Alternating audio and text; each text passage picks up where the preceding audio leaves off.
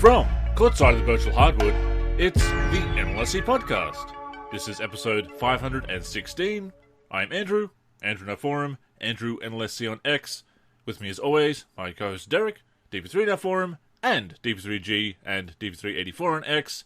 Derek, good to be talking to you as always. Lots to talk about this week.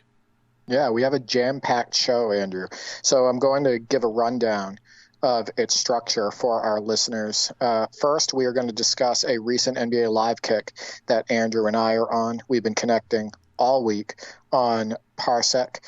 Part of that is because I had surgery on February 12th to reconstruct my ACL, and so I am mostly bedbound. I'm not moving around too much, so I've had a little bit more time to connect on basketball video games. Next, we're going to be giving ours and the community's top 3 most played NBA lives of all time, followed by us touching on the fact that some major influencers in the basketball gaming space are finally speaking up about the microtransaction BS, specifically how Take-Two's lawyers called VC quote-unquote fiction.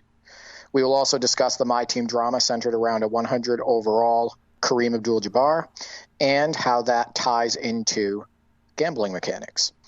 We will finish the show by celebrating Michael Jordan's 61st birthday, where we talk about ours and the community's favorite game to use MJ in and our favorite MJ moments in real life. So we got a lot to go over in this show. Absolutely. It's been really fun playing live with you throughout this week. Really on that live kick, as you said, MJ's 61st birthday, always a great opportunity to talk about MJ. We'll never turn that down. And yes, not as pleasant a topic, the MyTEAM greed, though it is nice to see more influencers finally coming out against fictions, as they're calling them, against microtransactions, as you said. But it was really great to hear that your surgery went well, obviously, and that it wasn't as bad as originally thought. But yeah, I imagine you are going a bit stir-crazy being bedbound like that, so glad I could play a part in taking your mind off it. Yeah, the best part of it is the fact that my pain on a scale of 1 to 10 has been basically a 1 the entire time. I really haven't had pain post-surgery. And part of that is because I'm lucky that my girlfriend is not only a physical therapist, but, she took the week off from work. So she's been with me, doing the pain management and whatnot related to Tylenol, Advil, etc. And, I get physical therapy in the home as well. And, she's, right before we recorded this episode, she also cooked me dinner. So she's the best. But yeah, so the meniscus piece was supposed to be a lot worse going by the MRI. In fact, they called it a meniscus root tear. And the doctor thought that he was going to have to do a major repair to the meniscus, including possibly anchoring that root. And it turned out that it was only a very small minor tear in my meniscus, which he was just able to clean up. So the major portions of the surgery was to reconstructing my ACL and plugging that femur fracture. And so, yeah, the 6 to 8 weeks on crutches sucks, but, I've been able to create a lot more content for the NLSC, for on X and then on YouTube and on the Discord and on the site and whatnot. I've been able to connect with you and Stildo and whatnot, and I plan on connecting with other community members as well. So there's a silver lining in it, and I just need to get through the 6 to 8 weeks without being able to walk. Absolutely. Not to compare situations, it wasn't nowhere near your injury, but I had a situation last year with health-wise where I was bedbound as well and had trouble getting around. Again, nowhere near as serious as your situation, but I'm glad to hear that it wasn't as serious as originally hoped. That was great when they got in there and did that. Sounds like you're getting the best care. Shout out to your missus, obviously, all of that stuff, and getting you retro consoles for Christmas. What a keeper. Oh, absolutely. I'm incredibly lucky. Speaking of serious injuries, Andrew, related to basketball, we connected on NBA Live 97 for PS1, and we used Grant Hill's Pistons, which is actually a fun video game team in the mid-90s because they have Joe Dumars, and then at another point they have Grant Hill and Jerry Stackhouse on the court, so two perimeter slashers and whatnot.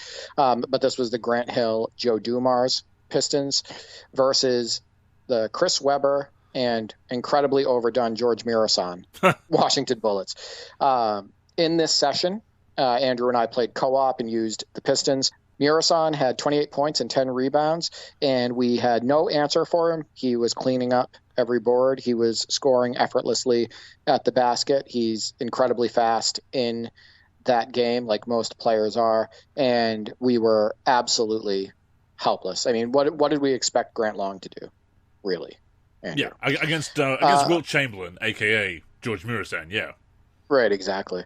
So we got torched by him. Chris Webber did his usual damage from the mid-range and throwing it down on us and whatnot. So they were the stars of the show. We lost that game, 6-minute quarters, lost by about 20. But the highlight of the game was where Andrew stole the ball with Grant Hill at half court.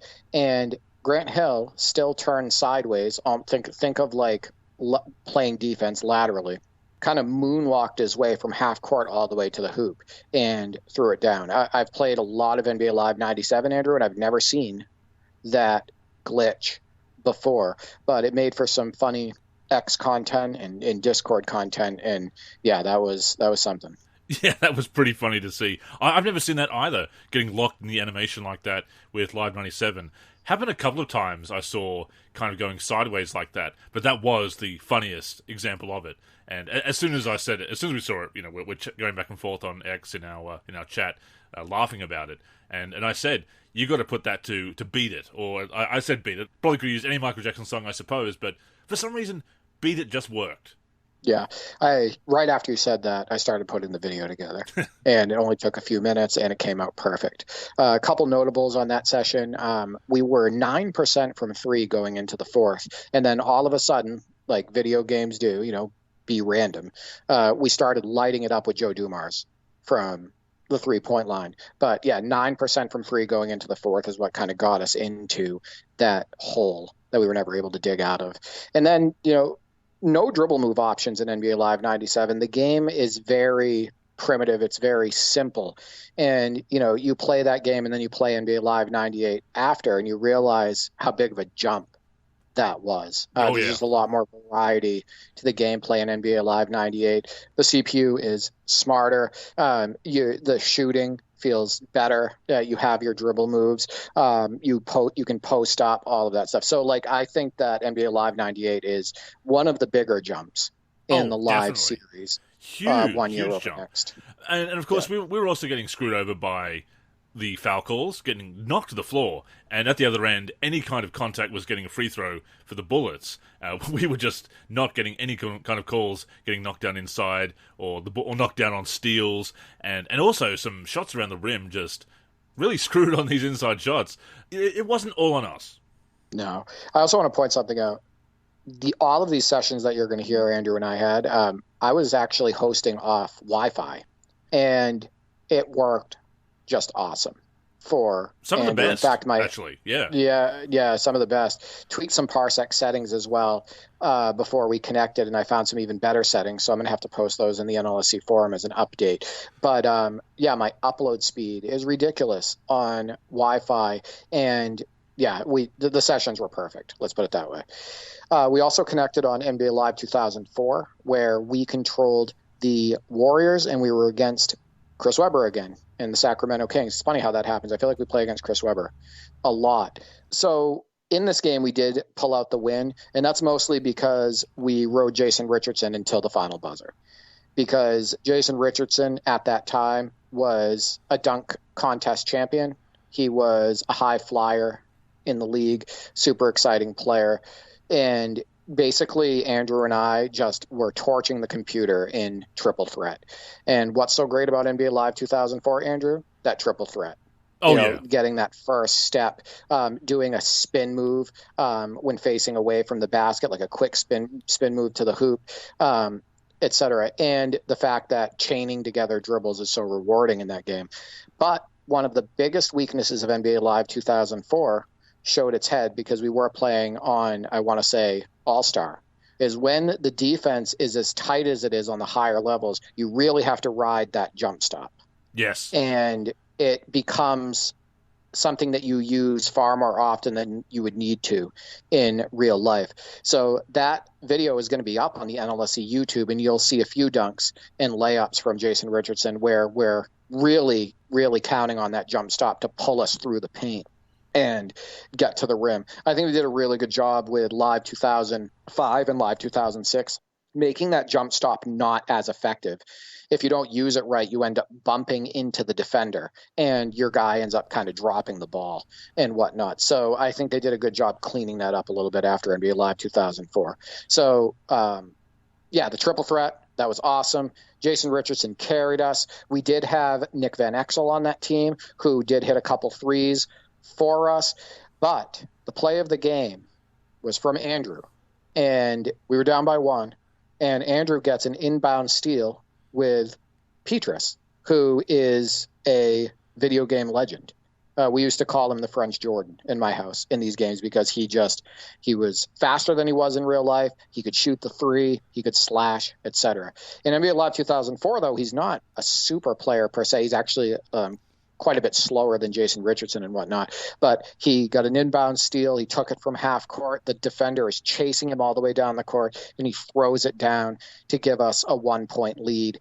And the Kings had one more shot to score, and they were not successful. So Petrus was the hero for that game.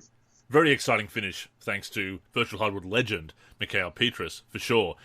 I loved Live 2004. It is one of my all-time favorites. And I had to get used to Live 2004 again because when I played, I made a lot of slider adjustments, Derek, to try for more realistic speed and statistics in my dynasty, my Chicago Bulls NBA Live 2004 dynasty. So I'm not used to playing Live 2004 at that default more up-tempo pace. So I was a little bit thrown at first. I felt like I did adjust as the game went on. That 10-man freestyle actually adding physicality so that you can bump the ball handlers and have those interactions. The off-ball movement where you can use the right stick to make spins and jukes and everything. Just, again, you talk about the jump from 97 to 98. That was huge, of course, but even 2003 to 2004, and 2003 brought in freestyle control, so it was a pretty revolutionary game in its own right. But 2004 just really took Live into that second, what I call that second golden age, 2004, 2005, and 06, of really strong releases before disaster. Right, and I see why NBA Live 2004 was preferred by a lot of gamers over ESPN NBA basketball, because you just have more control, Andrew. You have more control over your player. You have control over your dribbling because of the right stick usage. You have more control over your triple threat moves. You have more control in the post. There's just a lot more you can do in Live 2004. And it's the reason why we stuck with it so long when I was younger as well, me and my brothers. We played the hell out of this game, right? And I still play it today and see why. Like, it's a great basketball video game. What's funny about Live 2004 and the sliders and whatnot is, even though they made the game speed 60 by default in NBA Live 2004, it is still a lot slower than NBA Live 2003. That's how zany and crazy Live 2003 really is. Yeah. I remember connecting with you on at Live 2004 a couple of years ago, and we were using your 95-96 roster mod.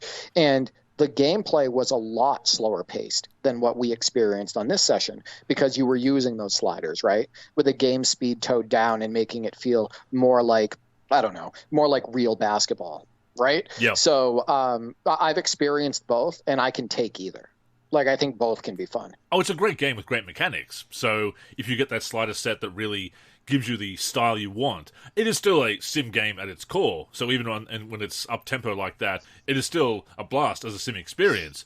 But I did like having those sliders adjusted for realism. I was really about that at the time. I still do like that kind of realism, of course, and still appreciate that. But I can play up-tempo as you can, have a bit more of a looser experience, and that's a lot of fun as well. 2004, one of my all-time favorites, as I said late last year when I did my top 25 all-time favorite basketball video games. And yeah, I will never turn down an opportunity to revisit that, or Live 06 PC, which we also visited this week. And that's the next one I wanted to touch on, because that's Andrew's favorite basketball video game of all time. And I know that deep down inside, he wants to admit that it was his favorite session that we had. We used the 80s All-Stars versus the 90s All-Stars. And again, all of these sessions for Andrew and I, we play co-op. We love playing co-op. Now, Stildo and I are also playing co-op, and we had a blast today connecting on NBA 2K19. There's something incredibly special about working towards a common goal in a basketball video game, right? Making great plays, sharing those highlights, sharing those experiences. It never gets old. So for this session, we actually switched it up, Andrew. Pretty much every single time we've used a decade all-star team, we've used the 90s. Why? Because of Michael Jordan. Right? Of course, yep. Because he's your favorite player of all time. I think he's the greatest of all time, the most aesthetically pleasing game of all time, etc. And just our favorite era of basketball basically is the 90s. Right. But this time I wanted to switch it up. So we used the 80s. So we used Dr. J, Magic Johnson, Kareem was just the star of the show for the most part in that game on offense and defense. He was excellent. And then, we have Isaiah Thomas, Larry Bird, Moses Malone, etc. So I just want to point something out. What you lose from Jordan by not using the 90s All-Stars, you get some of that back with Julius Erving.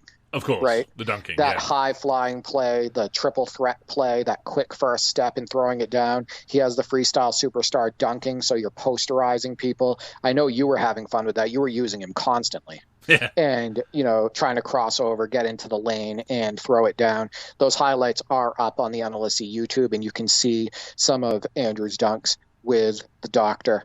And Nick. Kareem with his – and Neek. So I brought Neek off the bench in this game.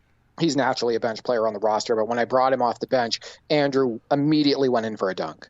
It was like right after he came into the game. Gotta do it. He also had a dunk later with him. And there was also a point in time where instead of putting Gervin back in the game as a starter, I just left Neek in, because is there a more exciting dunker than Dominique Wilkins in the 80s? It's hard to say. Yeah. Right. Because MJ Jordan Neek, and Dr. Yeah. Irving, Jordan, and Neek, right, in the 80s are just high flying fun. So yeah, he was a blast as well. Kareem on defense was a lifesaver, right? So he has the freestyle blocking, and he was just gobbling up shots left and right, swatting shots out of bounds, getting us out on the fast break. He's also incredibly athletic in that roster. So we were throwing him alley-oops. He was scoring pretty effortlessly inside. He has the scorer freestyle superstar, so you can turn and fade with him. There was a couple of those on the video. You'll see that. And those jump shots look absolutely awesome and completely dominant. How many times did we make a fancy pass with freestyle passing with Magic? I mean, we must have thrown 30 of the freestyle superstar passes with Magic. we it's just so kept trying fun. It, even if we didn't need to. We just kept trying. Yeah, there's a couple. We got turnovers on a couple, let's face it. Yeah. But it was worth a try. But, going over his shoulder is one button. There's another button where he goes behind his back. There's another one where he throws like a no-look bounce pass like he did so many times in real life. You can, and if you're a real basketball fan, you can envision what I'm talking about. You can see it in your head.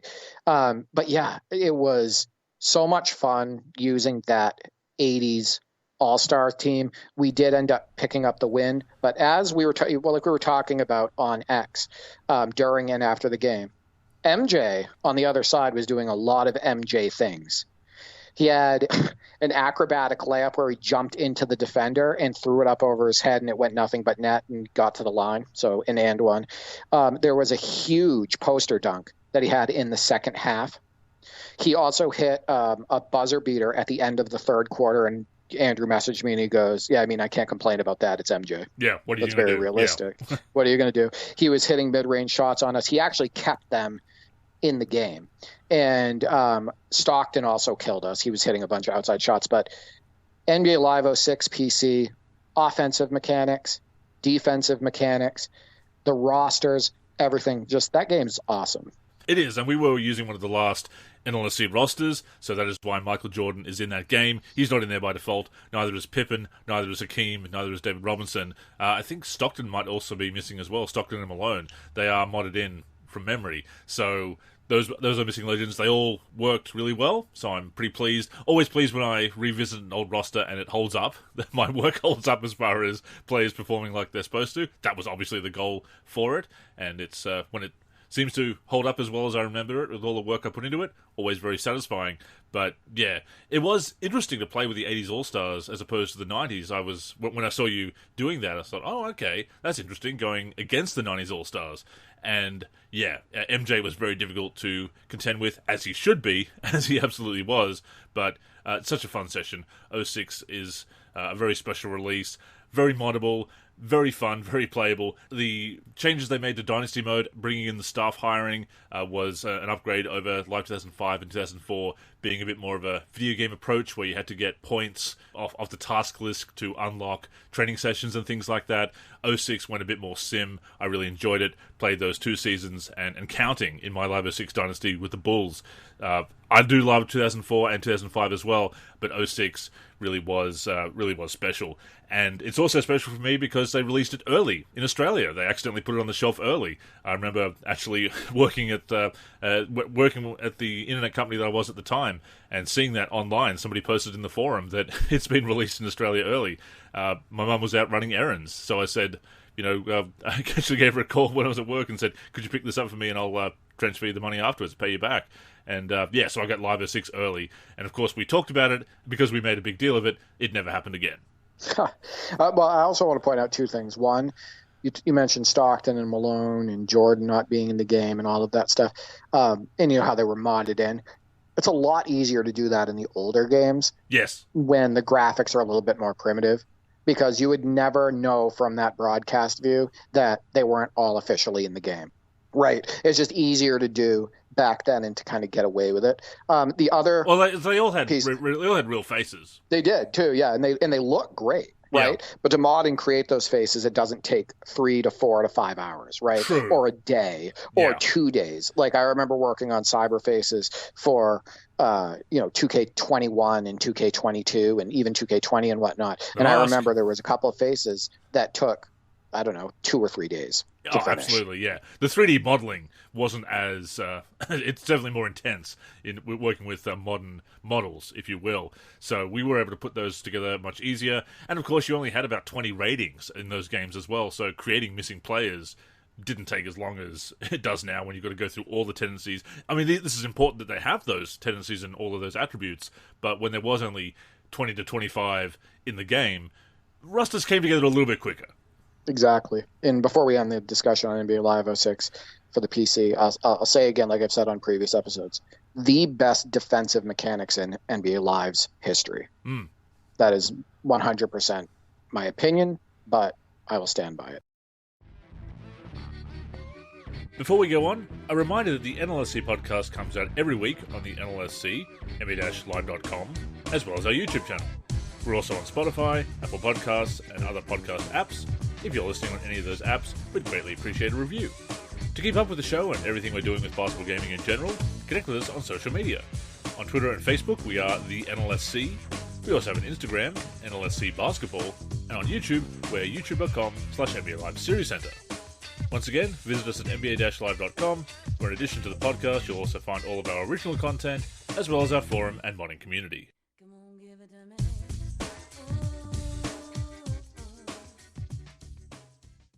So the next game, Andrew, that we're going to discuss is the game that didn't kill the Live series. I will stand by that. This is not the game that killed the NBA Live series or set it back in a major way. We connected on NBA Live 06 for the Xbox 360. What a great game in comparison to NBA Live 07, the game that truly killed the series. Yeah.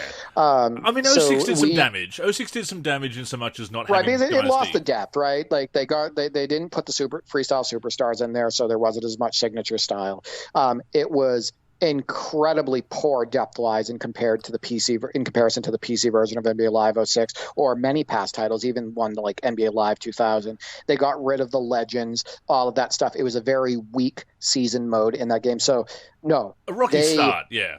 It was a rocky start, but they could have easily rebounded from that game, just kind of adding depth to it, keeping the graphics as it was. Like those graphics are really good. Oh, they are. NBA That's Live the thing. 06. You go back and look at the reviews, and people say the graphics are awesome. The gameplay is enjoyable. The depth sucks. And that's right, people, exactly. But people they don't remember that, Derek. They think, oh, the whole game sucked, everything about it. No, people said the gameplay is fine. The graphics awesome. Well, they said the gameplay is more than fine. It was at least fine, if you will. I think it's more than fine. People enjoyed the gameplay. The graphics were impressive. I think far more graphically impressive than 2K6, and I do enjoy 2K6. But the depth didn't match up to 2K6, and that was the problem. Yeah, it's also goes completely against what a lot of people say, that, NBA Live has always been arcade, right? Or has always been super unrealistic and always going that route, with their game design. That is complete BS. One of the biggest issues with NBA Live 06 for the 360 is even when you jack up the game speed to 100, which I did for our session, the players are still crawling up and down the court. The players are only quick or fast when you're using a quick or fast player to do like a triple threat move, right? But if you're running up the court with Allen Iverson, he could basically be Jahidi White out there, right? He is a slug, and you're using turbo. Probably more likely to dunk than Jahidi White, though, based on 2002. Yeah, exactly. He's probably more likely. Yeah, exactly. Especially in NBA Live 2002. But they slowed down the pace in such a big way on NBA Live 06 for the 360. You can tell by the way the graphics look that they were going for Super Sim, because of the pace, because of how much they slowed it down, all of that stuff. So give me a break with that. So anyway, so for this session, Andrew and I used the Portland Trailblazers versus Kevin Garnett's weak Timberwolves team. So originally we were going to use the Timberwolves, but they didn't have Spreewell. No Spree. He wasn't there for them. He's on the free agent list in that game, but he didn't play for them in the 05-06 season. So I'm sorry, but it's not as fun using Trenton Hassel and Wally Zerbiak. Like I'd like to use a wing slasher, like a dynamic wing player, like Spreewell was in 03-04 and whatnot for that Timberwolves team. So instead of using the Timberwolves, we were like, all right, we're going to pick a team with a slasher. Somebody that's going to be fun for us to use. Maybe we can make a highlight dunk, etc. So I chose Portland.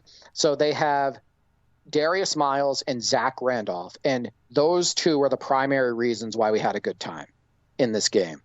Darius Miles, Travis much Outlaw, like Jason, virtual hybrid legend Travis Outlaw. Let's give credit where it's due. So Travis Outlaw probably had 8 points, but they were excellent because they came from Travis Outlaw. Yeah. Right, exactly. Darius Miles, in a similar way to Jason Richardson, just without the good outside shooting, allowed Andrew and I to have fun with those awesome mechanics. The right stick dribbling, the right stick triple threat, the flying over the defense for dunks, getting out on the fast break, and then I started absolutely destroying Kevin Garnett in the post, and whoever was on me with Zach Randolph in the second half. And how good is the post game in NBA Live 06 for the 360? The spinning right, spinning left, the hook shot over the defense, the turning over the shoulder, shooting the fadeaway, getting that quick spin on a defender and then throwing it down and whatnot. They're not rocket dunks really in that game. The dunks look pretty good. Zach Randolph also was able to stretch the floor, so hitting mid-range shots with him. Miles and Randolph were the keys to our success and our fun. But we also had Theo Ratliff, Andrew, and Celtics legend Sebastian Telfair, not really. Juan Dixon, Steve Blake, and, of course, video game legend Travis Outlaw. So a strange Blazers team, but we made the most of it, and that session was actually really fun. A pretty good video game team, just from that assortment of young talent, high flyers, slashers. There was that windmill. Was the windmill with Darius Miles or Outlaw? I want to say it was with Outlaw. It was with Outlaw. Yep, okay. Darius Miles had multiple layups where he adjusted his shot. That's right. In the air, and he also had a few driving, like tomahawk jams. But how about that broadcast view? That actually worked out pretty well. Yeah, you worked out a great... I think, is it the press cam with different... is a press box with different zoom settings and height settings? For that one, it was side cam, I want to say. Right. It was side cam with like a little bit more zoomed out and lowered. But it was actually a really good view of the action. It works. And I liked it. yeah, Yeah. I'm going to be uploading those highlights soon. The audio doesn't work on the emulator, so the highlights are going to probably be to like NBA Live 95 music or something like that. Just something that's kind of, I don't know, like goes with the action. Yeah. And I mean, that whatnot. Live 95 soundtrack is lit, some might say. Oh my God! Don't do that on this show. You're killing me. It is So a fantastic. Traz doing that soundtrack is fantastic. Such fantastic soundtracks for Live back in the 90s. I want to say though, maybe up there with 2K14, some of the best alley-oops, most enjoyable alley-oops in basketball gaming. do you remember when people used to say "on fleek"? Yeah, I do. Yeah. So what happened to that? It's funny how that happens. First off, I never said "on fleek." Well, the for internet the kills record. everything. It's just everything gets overused within a week. So yeah. Right.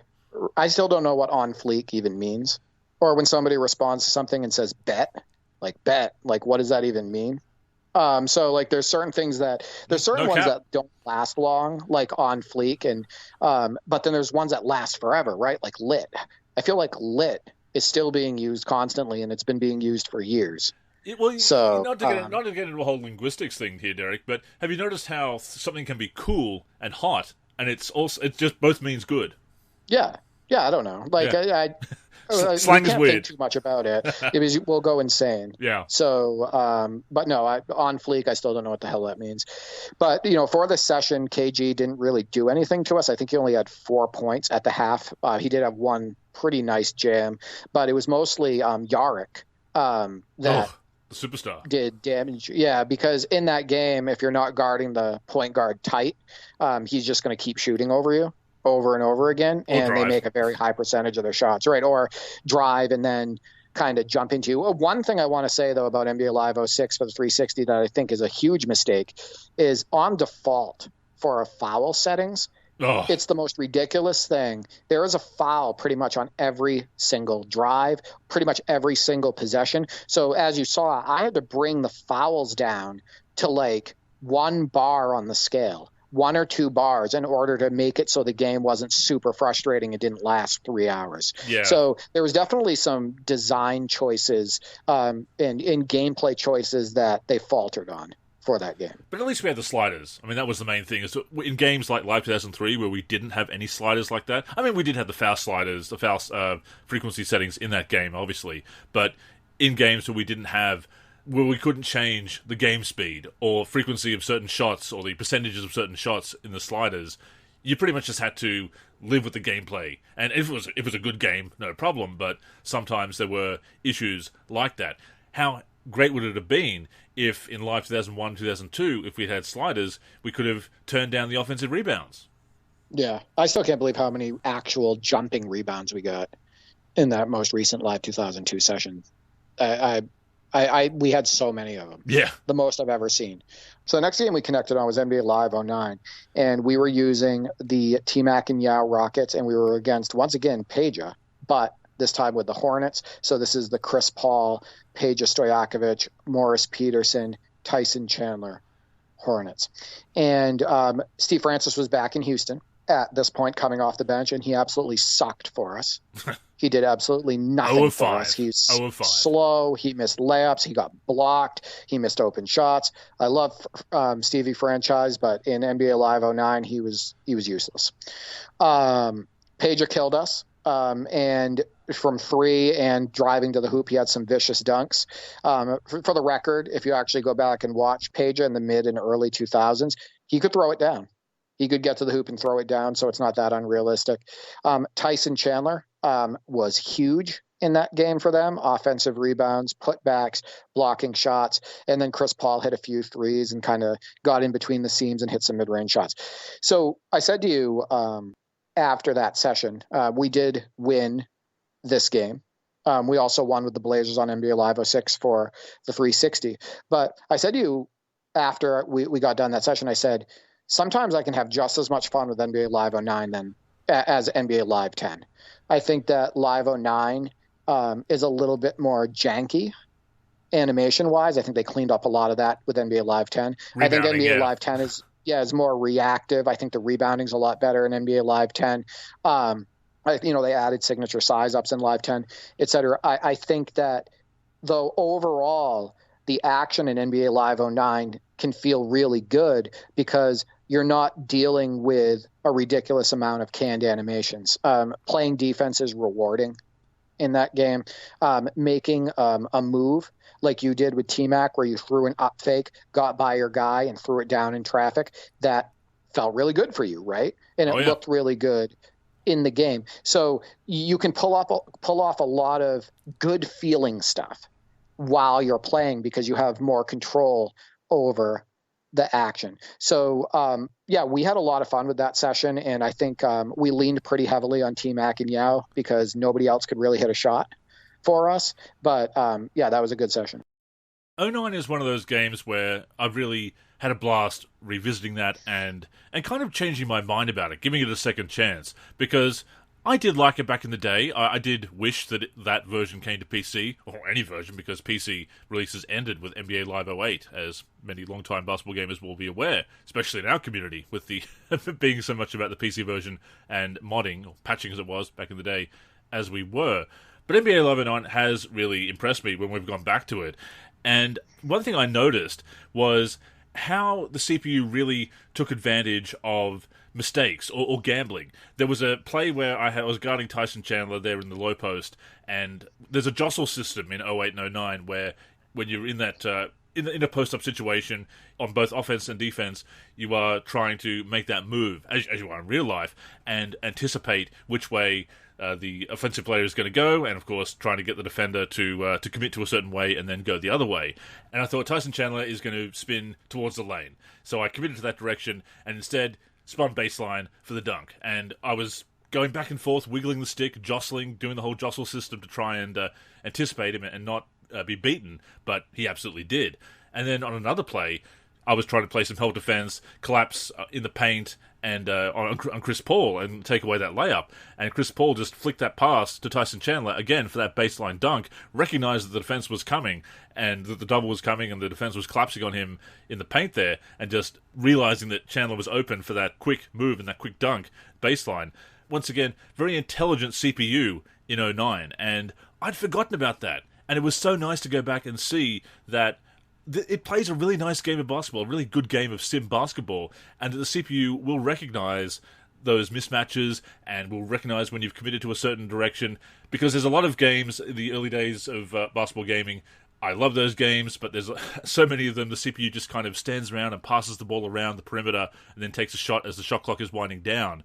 It doesn't always run the plays. It doesn't notice when there's mismatches and things like that. 09 is a very smart game, smarter than I remember. That dynamic DNA, powered by Synergy Sports, really came into play as far as player tendencies and performance. But yeah, I really had a good time with 09, and noticing those little things where the CPU was pretty smart, Derek. So that Tyson Chandler move, I remember which one you're talking about. What a beautiful move. Yeah. That was. It was very realistic, like his footwork on the move and whatnot. The AI is definitely strong in Live 09 and a big improvement over NBA Live 08. In fact, NBA Live 09 is just a monstrous jump over Live 08 anyway for the PS3. And we need to connect on that game more. We've had 3 sessions on that game since it started working with the RPCS3 emulator, and on every single one of them we had a good time, right? So I would love to connect on that more. The last game that we connected on was NBA Live 10, and this has been a go-to for Andrew and I for 3 years now, 4 years, and we were using the Cavaliers versus the Wizards, and this gave us a chance to kind of beat up on Gilbert Arenas, who is an absolute moron when it comes to talking hoops. The same guy Agent that said Zero that, Sense. Yeah, the Gilbert Arenas, the same guy that said that Anthony Mason and Russell Westbrook were the same size. The guy that said that Dennis Rodman would be a small guard in today's NBA. Just the stupid stuff that he said about past eras of basketball.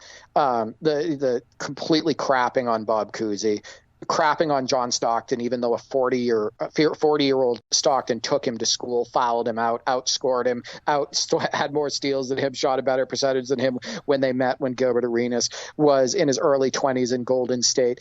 He is an absolute fool. I absolutely hate listening to him, and I hate listening to personalities like him who just spout off BS and then people buy it.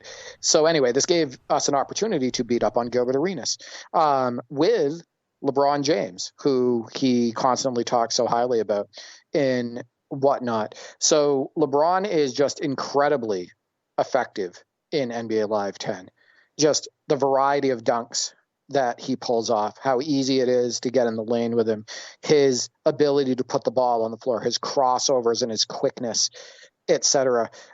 His ability to get out on the break. We just did a massive amount of damage with LeBron. But one of the biggest reasons why we blew out this Wizards team, Andrew, was because Shaq, Cavaliers Shaq in NBA Live 10 is pretty much as good as Lakers Shaq was in real life. Throwback Shaq. Completely. Throw Shaq, if you will. Yeah, exactly.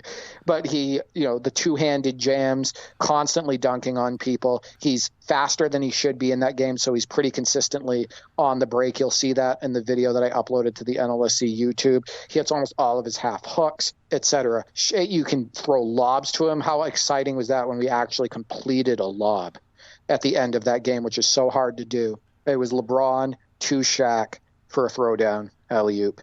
And that Wizards team just, Gilbert Arenas hit a few layups, but he didn't really do too much to us. They were relying heavily on Brendan Hayward to stop us in the paint, and that's not going to work. But yeah, that session was fun. We always have fun on NBA Live 10. No, there's a reason it's been a go-to for us for so long. It just holds up so well. It was one of the first games we really got working really well over Parsec, and of course that added some incentive to keep playing it. It became very special because of that. But it's not just that. It is a very fun game on the sticks. As we've said before, it's a real shame they went away from what they were doing 09 and 10, making those steps back towards relevance, towards being what Live needed to be. Live 10 did drop things like the All-Star Weekend, which was unfortunate. Made some other mistakes with Dynasty Mode. Wasn't as deep as it could have been. Did bring back retro jerseys, at least, which was very fun. But it's a great game on the sticks.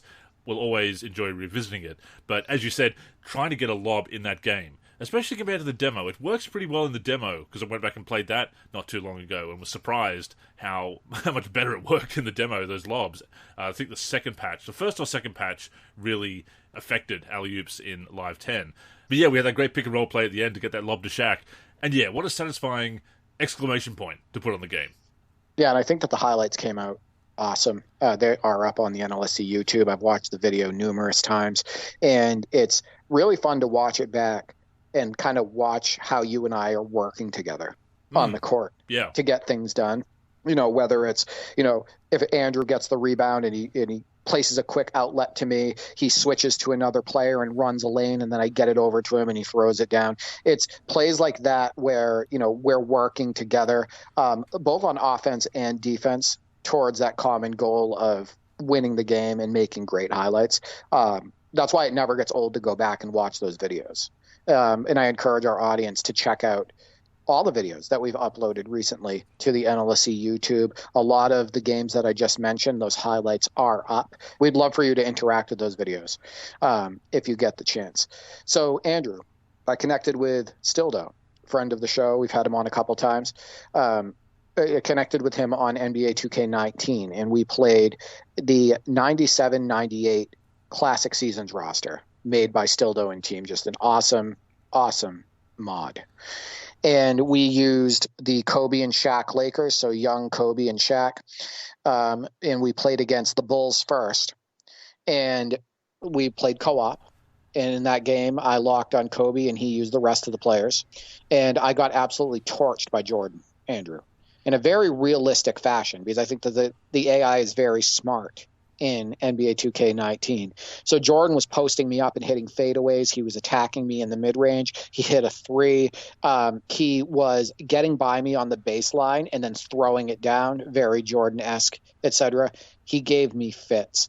But in 6-minute quarters, I still scored 22 with Kobe on efficient shooting, and we did end up pulling out that game. I think we won that game by 6.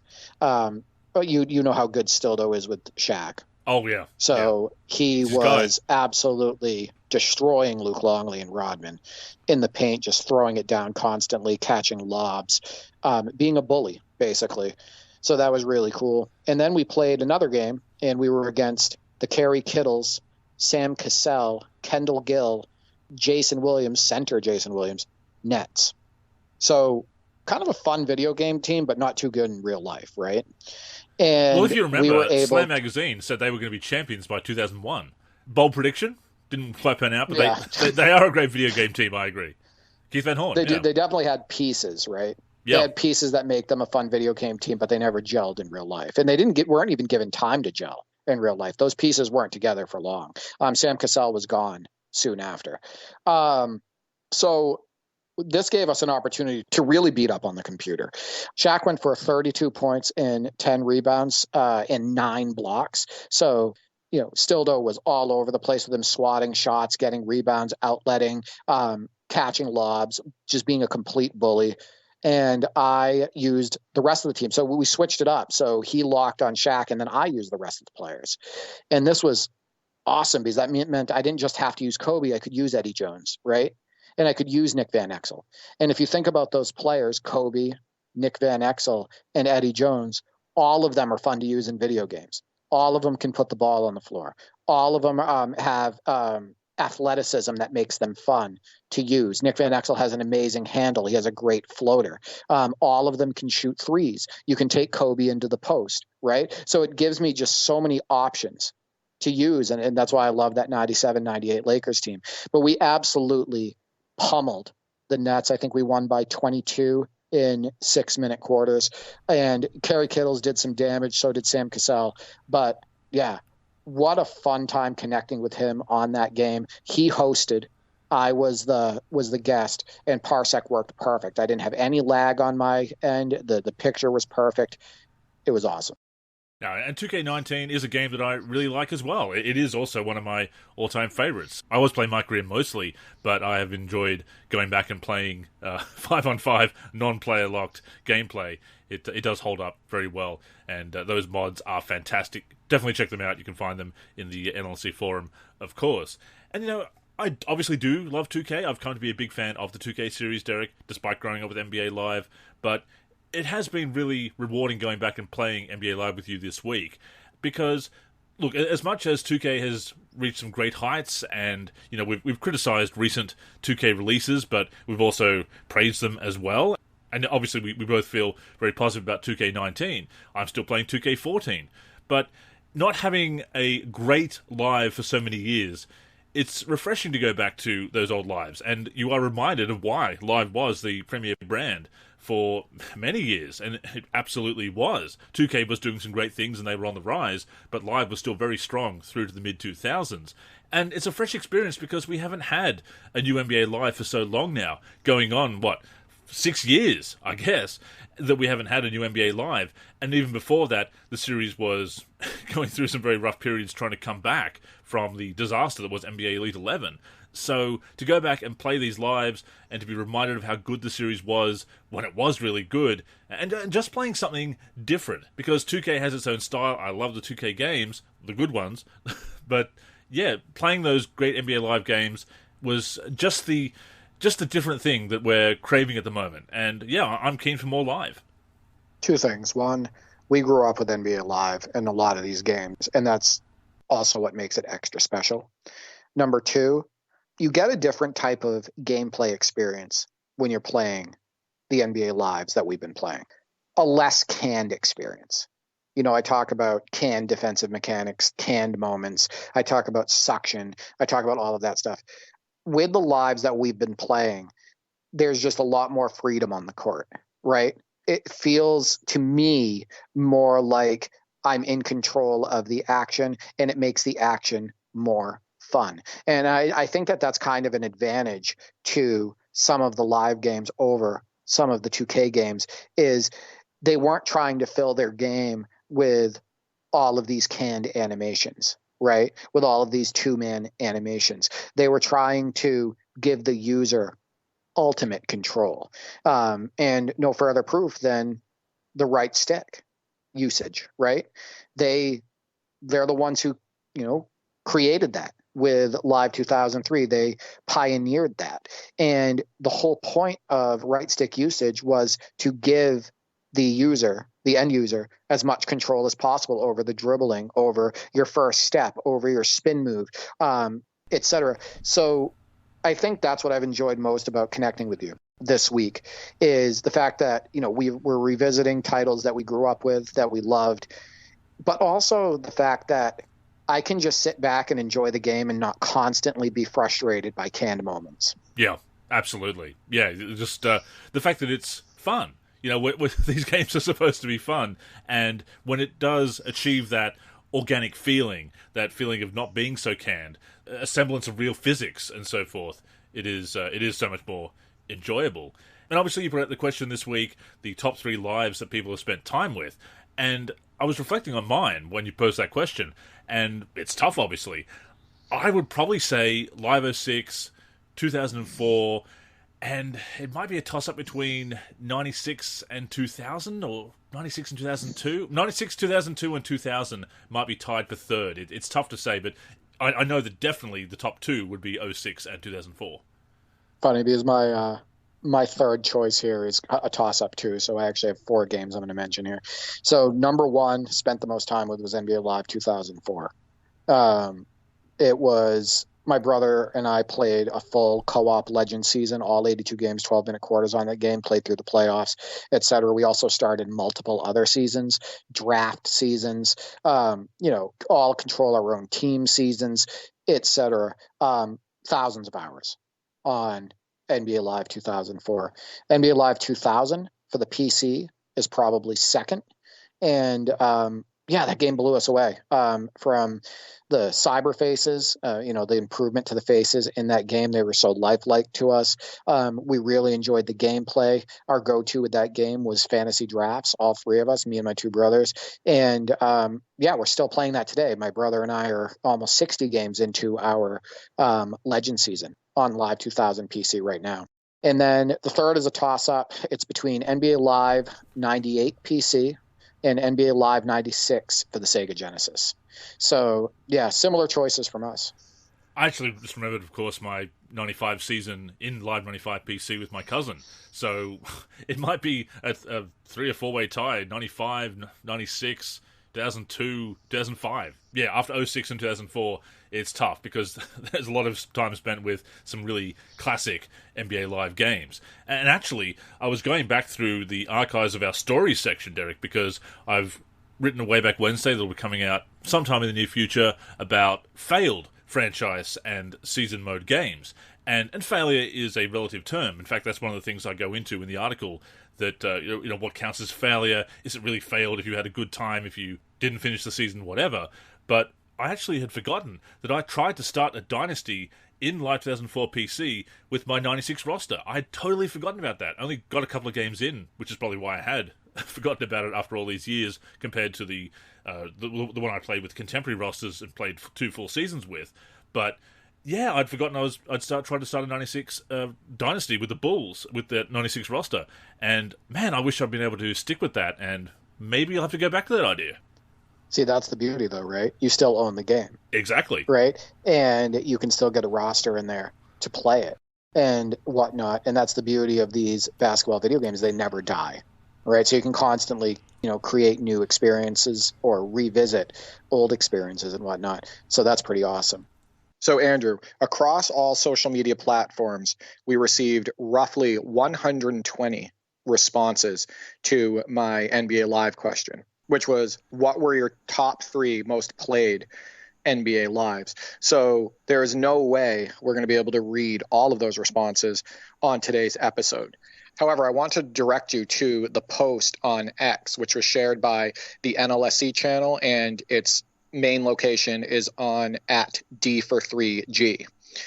And the post states, basketball gamers, in order, what are the top 3 NBA Live games that you spent the most time with? So if you want to see, all of the community's responses to that post on X, you can go to that post. You can go to the NLSC Facebook page in order to see the 29 responses there. And you can go to the NLSC Discord if you're not already there and check out the few responses we received there. On today's show, we will read off 2 responses from Facebook, 2 from the Discord, and 6 from X. Yeah, a tremendous response to that question. And before we get to those responses, Derek, can I say just how heartening it is to see people sharing that love of NBA Live after all these years? It shows that there's still a dedicated community for this game. It shows that there's people that have been fans of the series for a long time, because when you look at these responses, some of the titles that they mention are spanning across decades, some from the 90s, the 2000s, the 2010s, etc. And it also shows that people are truly craving a new player in the basketball gaming space, right? They're craving the return of NBA Live. They want another 5-on-5 sim option and whatnot. I think people are more interested in EA Sports NBA Live right now than they have been for years. 2K fatigue. Yeah. 2K fatigue, the stuff that's going on with virtual currency, the gambling mechanics in the game. They feel like 2K is not fair to them and whatnot. In turn, they're seeking out other options. So if there was ever a time for NBA Live to return, for EA Sports to bring back that series, I think it's in 2025 or 2026 at the latest. It's amazing that the door should have been slammed shut on NBA Live multiple times by now, but there's still that spark of life for the series, that interest in the series, and for good reason. As you said, the 2K fatigue, the microtransactions, BS, all of that stuff, and simply having an alternative. As we said when we reflected on the games that we've been playing, as much as we love 2K and still play those games, various games throughout the 2K series, we still like that freshness of having something different, the way that NBA Live does it, that NBA Live style. Not to rip the name of the Live 2003 soundtrack there, but people want that alternative, those choices in the space, as we've said before. So absolutely, it is the time to capitalize on that. And yeah, these responses just show that people do have that love of Live and those fun memories. And, like I've said in the past, NBA Live gameplay just feels different. Especially the mid-2000s NBA Lives, like Live 15 and Live 16, and the mid-2000s and early 2000s NBA Lives, where the games don't feel canned, right? Like you feel like you have more control over the action. And I think that a lot of people were drawn to that. The fact that, when you're playing defense and you're getting blocked shots and, getting steals in the passing lane or on the ball, or, when you're driving to the hoop and whatnot, you don't feel like the game is dragging you in different directions. And I think that in many live games, that's the advantage they have over some of the 2K titles, is the fact that the action is more free, that you as the user have more control. Just like with NBA Live 2003, when they brought in right stick dribbling, they pioneered that. And 2K didn't have it for another 10 years until NBA 2K13. But the reason so many people stuck with Live after right stick dribbling was implemented is because what, Andrew? Control, right? Control over those dribbling mechanics. Accessibility, Yeah, accessibility, control over that triple threat, having your back to the defender and spinning off and whatnot. It's just that ultimate freedom and control. And that's what Live has always tried to be about, at least up until Live 18 and Live 19. And as we've said before, they have had some great sim titles, some great sim-oriented titles. It's always been sim-oriented, of course, but they've had some games that have done a great job of capturing basketball realistically, the NBA realistically, having depth in the Dynasty mode and everything, and of course mods on PC. Yeah, there's a reason people love Live, and looking through these responses, I can see that a lot of the games that we've been talking about are favourites. In fact, let's get to the responses right now. Teddy Bear the Gamer says NBA Live 2004, 06, and 10. 3 games that we revisited this past week. Yeah, those are 3 of the most popular NBA Live titles of all time. Many say that NBA Live 10 is actually the best from a gameplay perspective. And I think that NBA Live 2004 improved so much on NBA Live 2003 from a pace standpoint. It added 2-man animations without making the action too canned. It gave you even more control on the sticks. The jump stop is a little bit too dominating and you need to use it a little bit too much in that game, but it's such a nice touch. And it's a thing that was, incredibly popular. at that time in the early 2000s, when you think about guys like Steve Francis and Baron Davis and Allen Iverson, and seeing how they attack the lane and use that jump stop to either go into like a quick fadeaway or tweener or to get to the basket. I've already talked about NBA Live 06, Andrew. The best defensive mechanics, in my opinion, in Live's history. They improved so much on NBA Live 2005. The fast breaks are a lot better because the players continue moving instead of stopping to catch the ball. Alley-oops were fixed, and they're now effective and realistic in that game. And I just think NBA Live 06 is just such a deep, awesome title. My favorite, as I've said. Exactly. Next up, we have BB-8 Tech Dad says, that's a hard one. Top 3 probably Live 96 for Genesis, or indeed Mega Drive here in PAL regions, NBA Live 98 for PlayStation, and NBA Live 2005 for PS2, which of course is the same as the PS version. It was either 95 or 96 when I started doing roster updating / creation. And yeah, Live 96 PC was my introduction to the NLSC, getting on Alta Vista back in 1997, searching for NBA Live 96 content. This is pre-Google, of course, and finding this site called the NBA Live Series Center, founded by Tim, Brian, and Lutz, our founders. And yeah, the rest is history. I fell in love with our community, with modding, patching as it was called at the time, and that is a classic game. Live 96 PC is one of my favorites as well. And yeah, Live 2005, what a classic. The All-Star Weekend. He has 2 choices in there that were part of my top 3. Live 96 for the Sega Genesis, and for me, Live 98 for the PC. Yeah, you can't go wrong with those 3 choices. Bucky T says, I definitely have to say Live 2002, 2004, and 2005. I snoozed on Live 10 because I was playing 2K10. And yeah, I think a lot of people did sleep on NBA Live 10, myself included. I think it was mostly because I was a bit upset that it wasn't on PC, and the second patch, of course, did cause some problems with the game. I was looking back through our story section, Derek, at the some of my attempts to do a story for NBA Live 10, and I noticed that I was having some problems with lockups on Xbox 360, which kind of killed my enthusiasm as well. I think one of the patches did fix that, because I haven't encountered that since playing on my current Xbox 360. But yeah, I think Live 10 is definitely slept on. Live 2002, I do enjoy, because I did play that Sacramento Kings franchise that I've talked about before throughout my last year of high school, and again, 2004 and 2005, absolute classics. It's funny, I was talking with Roger, Live 01 legend, and I guess him and Nate routinely kind of rip on Live 2002 because they feel it's a little bit too easy to score, which they're right. It's definitely a lot easier to score in Live 2002 than it is in Live 2001. And I think that they enjoy the more sim approach that was in Live 2001.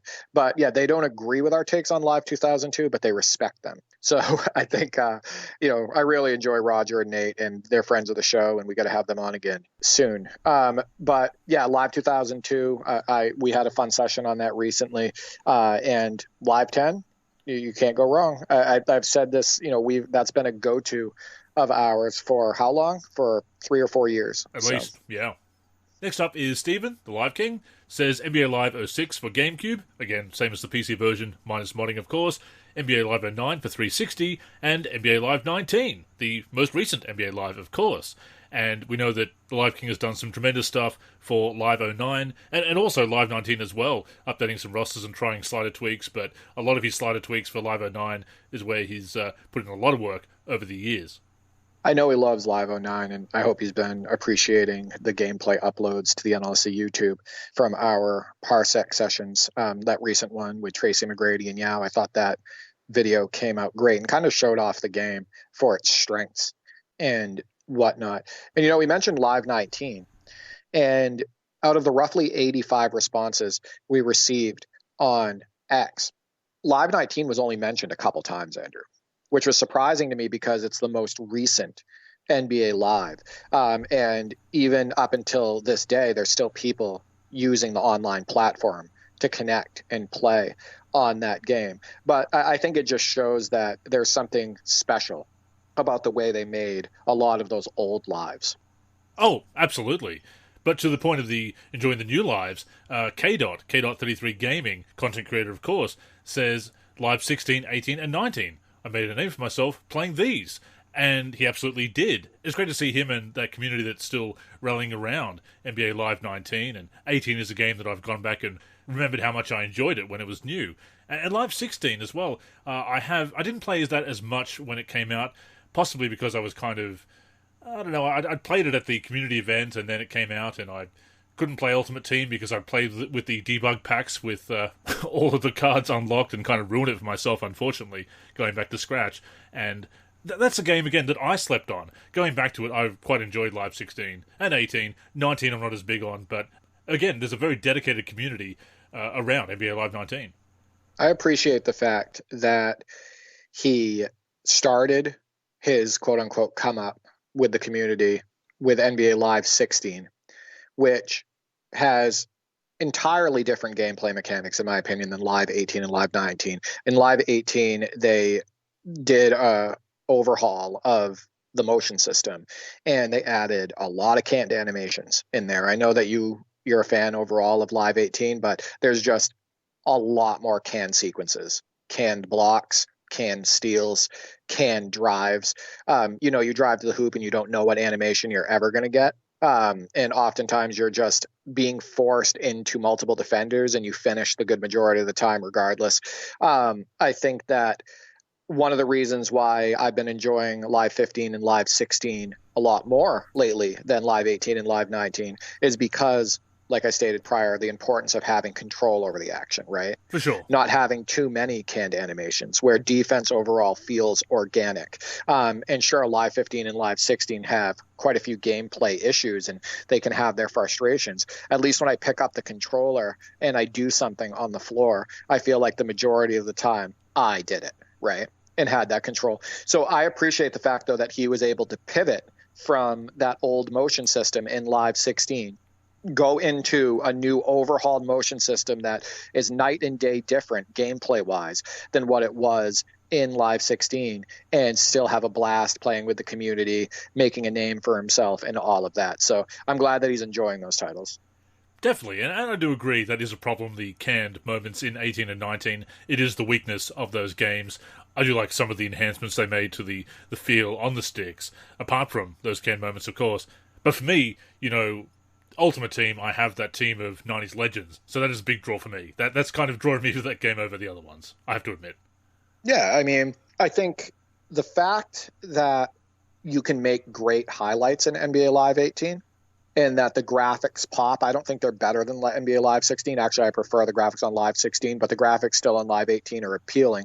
I think that adds to the amount of time you're going to spend with it, right? Oh, yeah. Because you can put that 90s team on the floor and sure, much of the action is canned, right? And a lot of times you go to the hoop or you do something and the game just plays out an animation, but it looks cool, right? And it still feels good sometimes as a result. So you end up being able to put together awesome highlight reels. You get to see Sean Kemp posterizing somebody like he did in real life and everything. So it adds to the amount of time you're going to spend with the game. Oh, definitely. Royce says NBA Live 06, NBA Live 96, and NBA Live 2003. And 2003 is one that I have mixed feelings about, as I've said before, but it was revolutionary with the freestyle control, bringing that in. I do appreciate it for I can appreciate the humour of it with the courtside comedy cutscenes all these years later and the frenetic pace. I can enjoy it for what it is. It is a fun game. It's not as sim as I would like, but definitely a landmark release. And yeah, I definitely see why people enjoy it. 06, my favourite game. 96, again, the first game I owned, actually, for the PC. I rented Live 95 for Super Nintendo. That was a frequent video store rental, and then I did buy that later on, and the PC version as well. But Live 96 PC was the first one that I went out and purchased with my own money. So, yeah, that's always going to be special to me. I'll never understand how the developers for NBA Live 2003 didn't implement a game speed slider for that game. 2K had sliders at that point, yeah. Yeah, I mean, that could have changed the way you felt about it. Sure. To be honest with you, just sliders related to the amount of times players fall down and get knocked around and whatnot, because that happens often on that game, kind of like the bumper car effect and whatnot. Being able to slow down the pace a little bit, make it a little bit more sim. I think it would have changed the way a lot of people felt about that game. just adding a little bit of that, customization in there. But I see the draw to NBA Live 2003. It has one of, if not the best soundtrack in basketball gaming history. In fact, I believe that soundtrack went platinum. Yes, Andrew, first one to do so. Yeah, exactly. And the fact that it is fun and exciting. I know the blocks are a little aggressive, but when you pick up the game for the first time and you get one that goes all the way into the backcourt or sails out of bounds and everything, it's amazing. Has a certain charm, absolutely. Yeah. It has a certain charm. And, the courtside comedy, as kind of silly as it is, it added some immersion to the game. It added some We're still talking about it. It's memorable. Right, exactly. It added some signature style, in a way, to the game. I mean, if you're getting an autograph from Rashko Nesterovic, I'm not gonna judge you if you're stopping him at the tunnel and begging for an autograph from him. He was a good player. But, I think that Live 2003 is special for many reasons. While the gameplay has a lot of issues, I think that it's still a special game. Kwame Brown chewing out MJ for not paying attention during a timeout will always be a classic cutscene. You can actually find that on the NLSC YouTube channel. And sliders absolutely would have helped with 2003.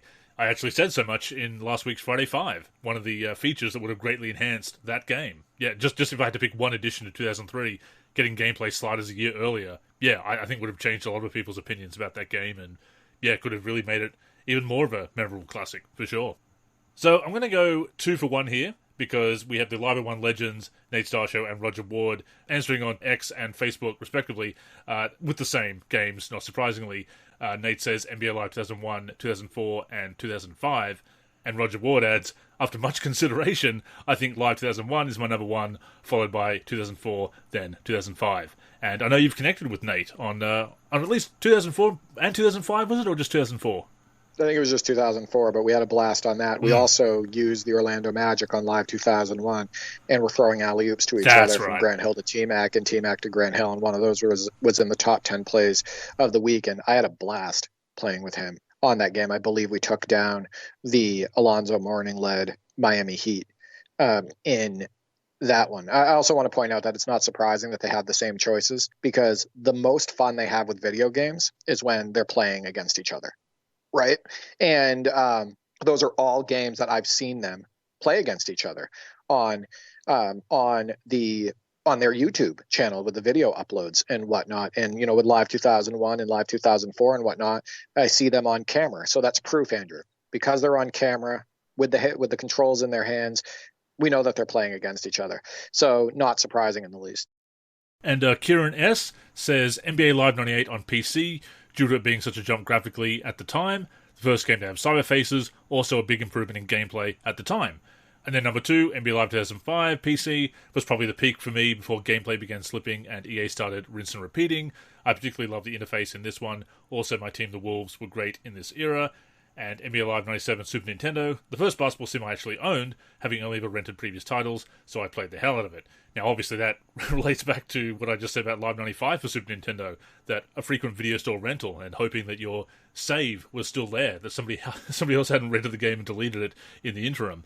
Kieran actually posted a screenshot for one of our Virtual Hardwood Photos posts on Facebook, posted a photo of him playing Live 99 on a Windows 10 PC, which is always awesome to see people playing the classics like that on a modern system. We do have the utilities to do that, and there is actually a new workaround that I've seen I'll have to look into that might help with getting some of those old games to run on modern Windows. So that's an exciting development there. Shout out to This Week in Retro, the YouTube show and podcast. And Live 2005 with All-Star Weekend, just really polished gameplay, the continuing to put effort into Dynasty mode, and of course modding on PC as well. Yeah, classics all around. Yeah, and again, we're talking about NBA Lives that are spanning, roughly 8 to 10 years, right? These people were dedicated to the series, and they were playing it with each annual release. We recently connected on NBA Live 97, and like I stated, I think that NBA Live 98 is a better game. I think they made a lot of improvements over NBA Live 97.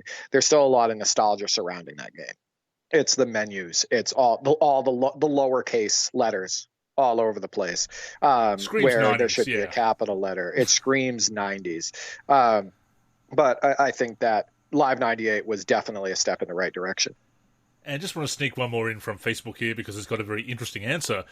Jared P says Live 2001, 2003, and then NBA Elite 11. And in parentheses, it's actually a lot better than you'd think, even if the controls are weird. So, yeah, there are some people who have played Elite 11. It is out there in the wilderness, obviously, on jailbroken PS3s and on the emulator and so forth. And, yeah, it's interesting. I'll give it that. Yeah, and you know that there's a very small chance that he actually owns that video game. Which more I'd be than very likely he's jealous playing. Yeah, I would be very jealous if he did, but he's more than likely playing it on a jailbroken PS3 or off of the RPCS3 emulator, which I think a lot of the community, that's been the way that they've been able to access that game. And what's funny is there's, the majority of people who do access it and, figure out the controls, whether they, figure out the default controls or set the controls to traditional, which is what I've done when I played the demo and whatnot. You end up having a deeper appreciation for what they were trying to do, even though it was the wrong move. And you kind of wish they had just released the game, right? Like the majority of people who put it on say, hey, they should have released this game because the graphics stand out. They're very good. The commentary is good. When you set the controls to traditional, I think that you can make it work and it has its shining moments. I think that, shooting is okay. Attacking the rim, sure, there's some rocket dunks, but they don't look absolutely terrible. It can be fun at times to play defense. So, I think that the majority of people that I've seen, play NBA Elite 11, whether it's on a jailbroken PS3 or off of the RPCS3 emulator, come away stating, I wish they would have released this game. But it was the wrong direction for the series. It was a major step back. I've played it. A major step back from NBA Live 10. And I think that it set the series back for years. Yeah, no, I've had a chance to play it again through the emulator. And, yeah, it's interesting. And like you say, it is fascinating to see what they were going for. And even at the time with the demo, you could see it, but it just didn't feel right. It wasn't the right direction, but if they had released the game, maybe it would have just kept the series alive for a year, then they could have brought back NBA Live 12, gone back to Live 10. I say this greatly simplifying the process of developing video games, but going back to Live 10, making it Live 12, coming out with that the year after, would have really changed the history of the series, as we've said before. Exactly. And heading over to the Discord for a couple more responses now. Wizcard Rush says, NBA Live 10, played it quite a bit about a year after release, bought it from a local game shop, recently playing a lot more of it due to Parsec and RPCS3. NBA Live 06 for PS2, of course the same as the PC version, and NBA Live 18. With how disappointed I was with 2K18, I made a switch over to Live for the first time that generation after trying the Live 18 demo. And yeah, I was spending more time with Live 18 after being disappointed with 2K18 and giving up on my career in the connected modes. Live 06 again, an all-time favourite. And, shout out to Wizcard Rush for the 2009 roster for NBA Live 10. Out of the 100+ responses, you notice a common theme with a lot of the answers. People mentioning NBA Live 10, NBA Live 06, NBA Live 2005, NBA Live 2004.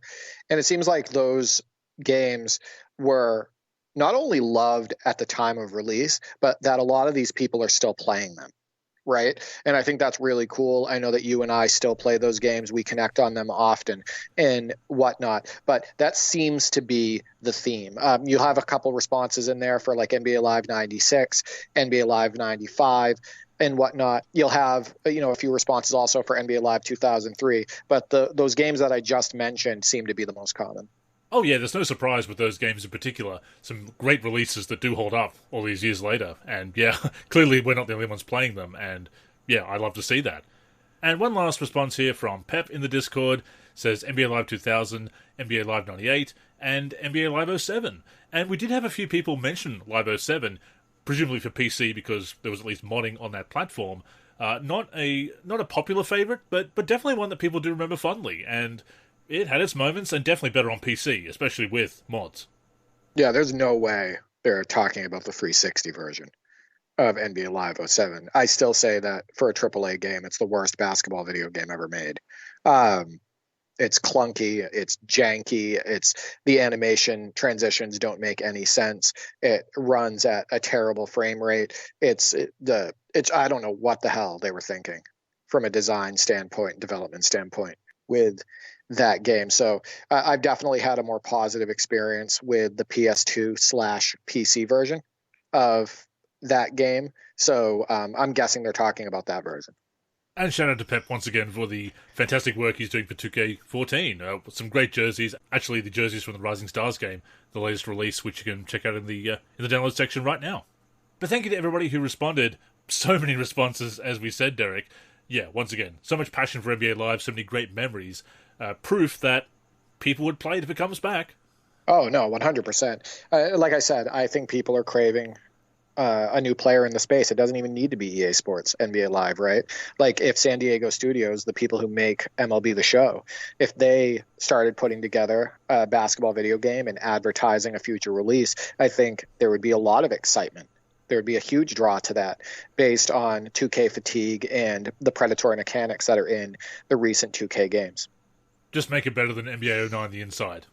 Yeah. So NBA 09, the inside, you made it look pretty good there. And I feel like I've made it look good in the past by sharing only the highlights that that turned out okay. Yeah, it helps to do that. That game, it does, yeah. But that recent video you uploaded for NBA 09, the inside, you can see some positives. Like, I think the game graphically looks really good. Right. I think the dunks are loud and that's exciting. So it's fun to get, to the hoop and do a 360 and throw it down and whatnot. But the gameplay is just poor, in my opinion. There's a lot of skating in that game.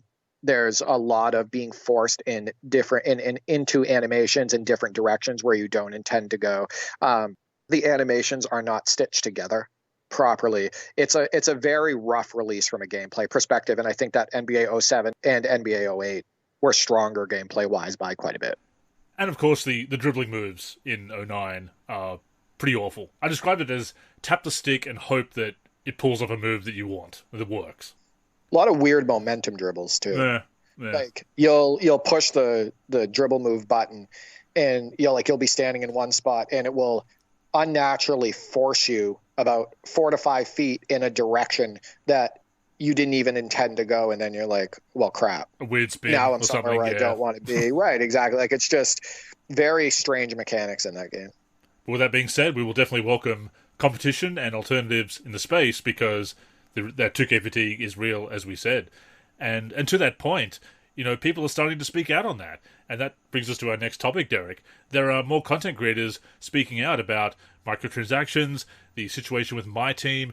There's been controversy with the MyTEAM card. The first official 100 overall Galaxy Opal Kareem Abdul-Jabbar, who's only available if you spend money on packs. So yeah, 2K has thrown away a lot of goodwill in recent years, and people are starting to get fed up. And my take on it before I throw it over to you is, look, better late than never, but what took you so long? Yeah. We've been talking about this for years, Andrew. Yeah. Trying to get people to speak up. The nice thing is right now there's actually quite a few high follower influencers that are speaking up. People with a following of 100,000 plus on X, people with 300K plus subscribers on YouTube, etc. And I'm going to give an example of this. So Wadgeplug at Badgeplug on X stated, here's a reminder that yes, 2K currently has the license to use NBA players, which is the big driver keeping out competition because it's so expensive. But that doesn't mean someone can't come in and create a game with Park, Rec, whatever, with created players and builds. Game Freak, the creators of Pokemon, have been making garbage for years, and Pal World came out of nowhere with a insanely smaller budget and showed them that they can not only compete with them, but make something even better. I don't think the license cost, that's where I disagree with that post. I don't think the license cost has anything to do with EA Sports not bringing back NBA Live. I think it's it's not a priority right now. They're focused on their other series. Maybe part of them doesn't think they can compete right now with what 2K is putting out. Likely, yeah. But what he's saying here is we want competition, right? He's saying that we want another player in the space. We want another online option for a basketball video game, etc. And the reason why I brought up this post is because at Badgeplug has 213,000 followers, Andrew, on X. And this post was seen by a lot of people. And the next one was from at Coster2K, and he has 17K followers, and he says 2K saying VC is fiction is crazy. LMAO. And what he's referring to is Take-Two's lawyers, because they were sued for their VC practices. Take-Two's lawyers using a defense of VC is not plaintiff's property. Instead, in-game VC are fictions created by game publishers, subject to the publisher's terms of service and user agreements. And then he continues, he goes, as if we don't spend real money on that quote unquote fictional VC. All you creators with logos and crap can't keep staying quiet forever. Those opportunities, quote unquote, you so desperately want to maintain won't matter when the game is truly dead. So this got out, this Take-Two defense to the lawsuit. And there was a bunch of high follower accounts on X, and then a few people made YouTube videos about it, getting absolutely pissed off and being just pissed off in general about them calling VC fictional, not real, when people spent their true hard-earned money often on these packs, on upgrades online, and then they weren't allowed to carry it over into a new game. So that's another one, Andrew. Yeah, and again, it is very welcome to see these people speaking out on it. Maybe it should have been earlier. There's been people who've been speaking out on this for years. You know, shout out to Agent 00, has made many videos about this. He basically torched some of his opportunities with 2K when he spoke out about that, when he spoke out about how Ronnie made some inappropriate comments on X regarding his immigration status from Canada to the US. So, you know, he's not been afraid to speak out on that. And yeah, there has been other people speaking out before. We've obviously been doing it for years, but it is nice to see. And this whole situation with the new Kareem card, it's... I got to talk to you about this, Andrew. So Andrew and I haven't actually talked about this off air, but this is the thing that's the tipping point right now for a lot of people with the 2K series. Would you agree? Oh yeah, yeah. No, this is definitely the watershed moment. Yeah. So basically, what they did was they released the first ever 100 overall card in MyTEAM history, and it was an Opal Kareem. But what they did was they made it so the only way you can get this Kareem is through packs. And the odds of getting this Kareem are unbelievably low. Like, it's ridiculous. About 40 minutes to an hour into the card openings, for the event, when it was released and whatnot, I believe it was mentioned that only 5 people had pulled a Kareem. So I want you to think about all the money people are spending on packs, Andrew, to try to get this Kareem. Oh, right? Yeah. Thousands. Thousands, and I'm going to get into that in a moment. Some of the people were showing some of their receipts off their PlayStation Network report. And here is the kicker, and this got out as well. 3 2K Next makers got the 100 overall Kareem Abdul-Jabbar with no shakes. I don't know what no shakes mean, but early on when this event started, 3 Next makers got the Kareem. Funny. And interesting how that happens, right? So 2 were mentioned, and I saw these posts on X. So Lethal 2K states, out of the 5 people who pulled Kareem at that point, 2 are the biggest Next makers who play the mode. He says no hate on them, but it's obviously rigged. One of them, Uncle Demi, and the other, Killzamoy. And both of them, of course, boasted about getting the Kareem and then shared a YouTube link so people would check out the YouTube video of them pulling the Kareem. What are the odds, Andrew? What are the odds that the Next makers who promote the game, because what they're doing there with that is they are showing that the Kareem, that you can get it, right? They're trying to show you how awesome the Kareem is. And even though your odds are very, very, very low to get this Kareem, it makes people spend more money on the game, right? So they're trotting out their Next makers. This is the way I'm looking at it. This is the only way I see it. It's not a fact, but what are the odds, right? What they're doing is they're programming it so they pull the Kareem early in the event, and then they promote that pull so people can see the animation and they can, see that it's possible to get him. In turn, 2K makes a fortune off of people trying to emulate the next makers and whatnot. I think again, I've said it before, it is slimy, it's bad business practices, it's anti-consumer. Hiding the 100 overall Kareem in behind gambling mechanics, like how low can you get? Yeah. Right? They didn't put it in the market, Andrew.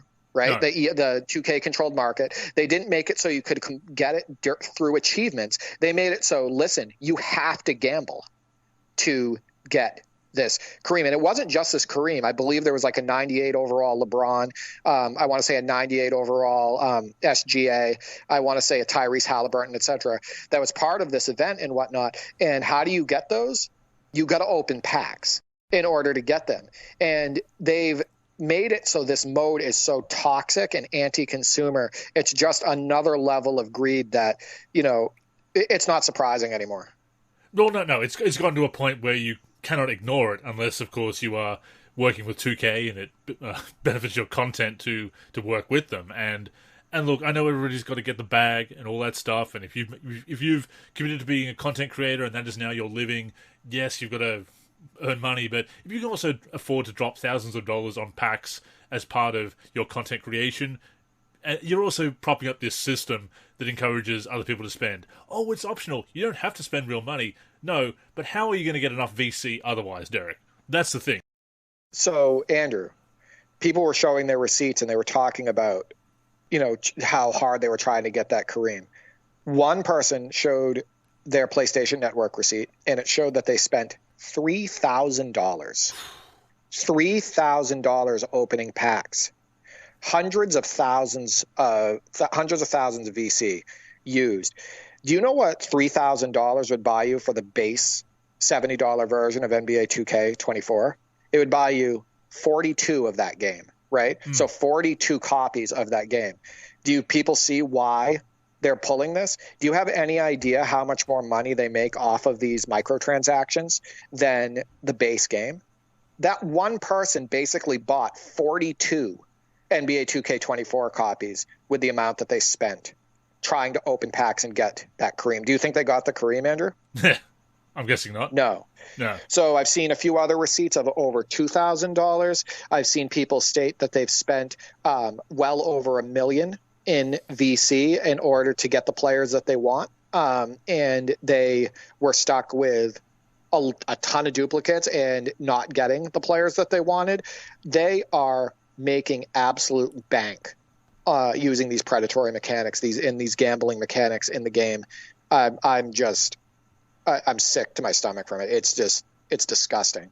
I also want to point out that Kerr, so at Kerr on X, who has 17K followers, stated yesterday, he's talking about the Kareem Opal and this MyTEAM madness. He said, yesterday, 2K officially set the precedent for the lengths they will go to screw over their player base. No other Ultimate Team sports title has ever released content on such a predatory level. A gambling cesspool with no other alternative. Unreal the things they get away with. And I couldn't have said it much better myself. I think it's unbelievable what they've been allowed to get away with. We badly need another competitor in the space. In my opinion, more people need to speak up. So still more influencers need to speak up about this. I think that, I think hopefully more people take legal action. That's the point that this has gotten to. Oh, for sure. Andrew. Yeah. And I think something has to give. Something has to give. What's funny, though, is that you and I said something has to give in like 2K20. Yeah. 2K21, and now we're years later and it's only getting worse. It is, but at least more people are actually speaking up about it, and yeah, I couldn't put it any better than that post on X did. If people want to throw away $2,000, $3,000, we do have a PayPal donation link, tip jar on the site. I'm just going to put it out there. If you want to throw your money away, I'll take it. And that's what they're doing too, though. That's the thing, is they're throwing their money away. And again, this game is targeted at our youth. So these are like kids, teenagers, super young adults and whatnot are getting absolutely pummeled with predatory mechanics. And they have no other alternative in the basketball gaming space to turn to for, a mode like this, for 5-on-5 basketball, etc. So a lot of these gamers absolutely feel stuck. And I don't want one person who's listening to this to try to blame the consumer. You do not blame the consumer for being taken advantage of. They are not the one who implemented these mechanics into the game. They're not the one who are, trying to reach into other people's pockets, to people's pockets in general, and basically steal their money. Not one, and I'm going to say this again, not one consumer should be blamed for what Take-Two is doing. No, I absolutely agree, and I can't put it better than you and Kerr on X already have. I will add, however, that you called it about the player market. I was more optimistic before 2K24 came out, because I thought, okay, maybe there won't be those gambling mechanics, or they still be in the game, but you can at least get your player from the market. But then giving them control over the market, as you predicted, as you called it, has allowed them to put extortionate prices on those cards. So, and of course, with no auction house, if there was the auction house and the player market and the packs, there'd be ways around it, but they have just so much control over that in-game economy that, it's just gone out of control. And, keep speaking up about it. Yeah, please do. And I want to point out that I was somebody who enjoyed MyTEAM back in the day. I've talked about it on prior NLSC podcasts. I thoroughly enjoyed NBA 2K15, MyTEAM. It was actually the first game that I'd ever gotten in to the mode. And it was before 2K went full anti-consumer. And the mode was overall fair in the way it was conducted and developed and whatnot. And it's crazy how far they've fallen. Again, just goes to show what you can do when there's no competition. We saw it with Madden, with EA and Madden. Now we're seeing it with 2K and the NBA. Yeah, so let's get to something positive, Andrew. So we're going to celebrate Michael Jordan here. So it's, February 17th, 2024 was his 61st birthday. And obviously, you being the biggest Jordan fan that I know, you're never going to turn down a chance to celebrate his airness. So the question I posed to the community was, Michael Jordan turned 61. So we would like to know, what was your favorite video game to use MJ in? And what is your favorite real MJ highlight, game, or series? So Andrew, being the biggest Jordan fan I know, I'm going to throw it over to you first.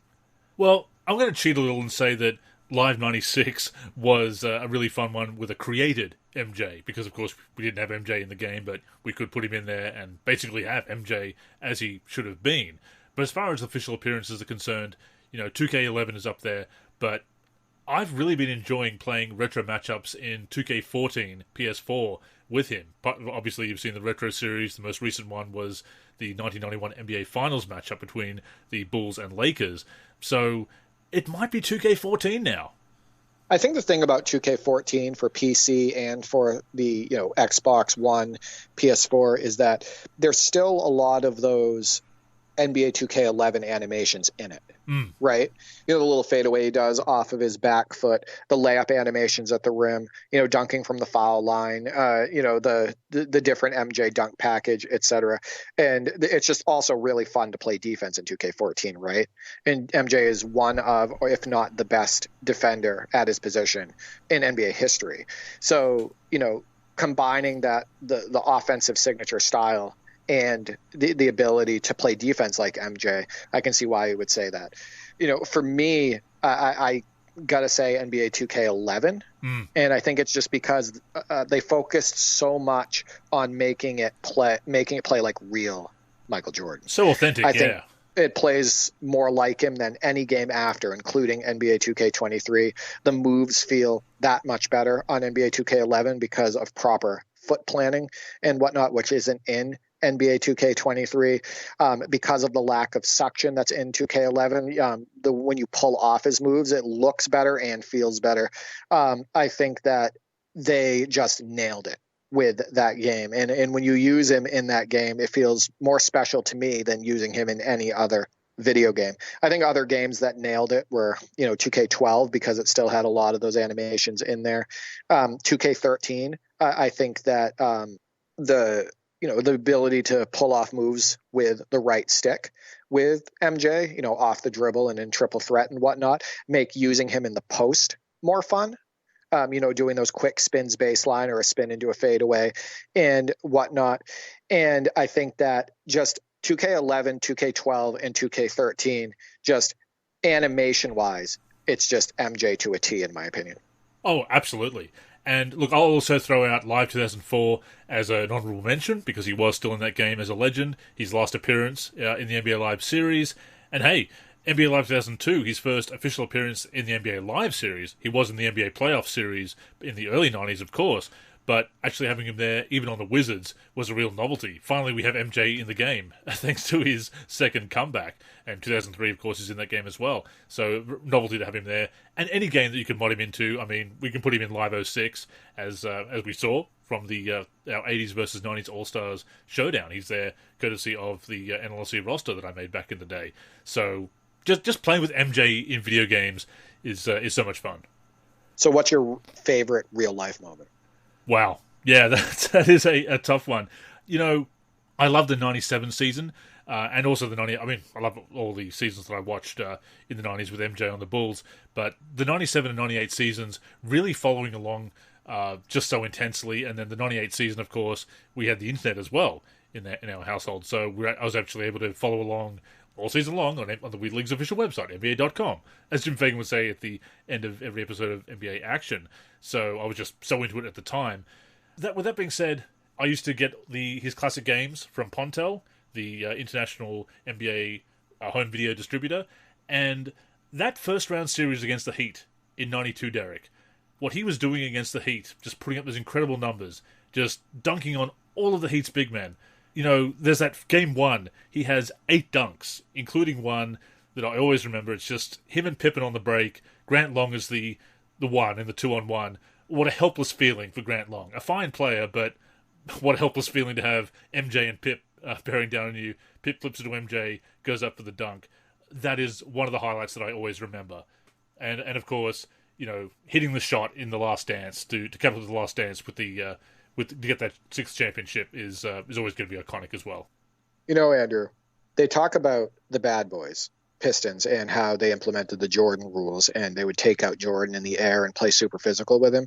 But, most people point to that and say that, Jordan had to overcome that. But they never mention his battles with the Heat and Knicks in the 90s, where the Heat and Knicks beat the crap out of Jordan. Oh yeah, there were my brothers and I we'll watch the early 90s Bulls versus the Knicks, and there are times where Michael Jordan can barely move an inch, like he's tripping over defenders because there's just people all over him. Like, it is ridiculous how closely guarded MJ was when he was playing the Knicks in the early 90s. They were super physical with him. Whenever he went to the hoop, they were trying to body him and knock him down and whatnot. He had barely any room to breathe the majority of the time on the perimeter.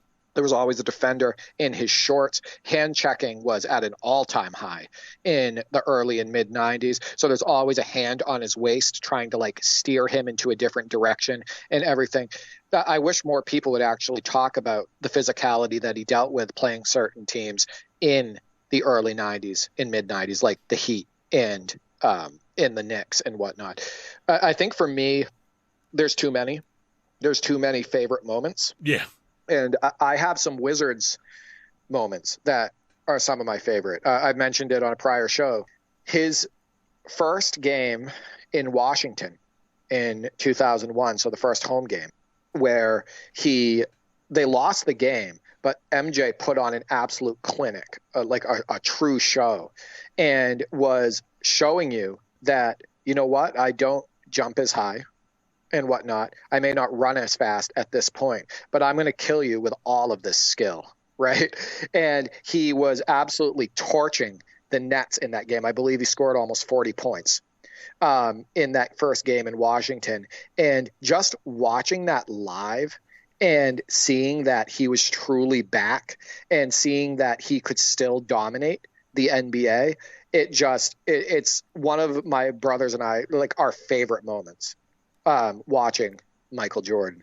And then obviously his layup versus the Nets, which people try to act like it's a regular reverse layup, but players do it all the time. But he jumped not from a baseline angle on that layup, Andrew.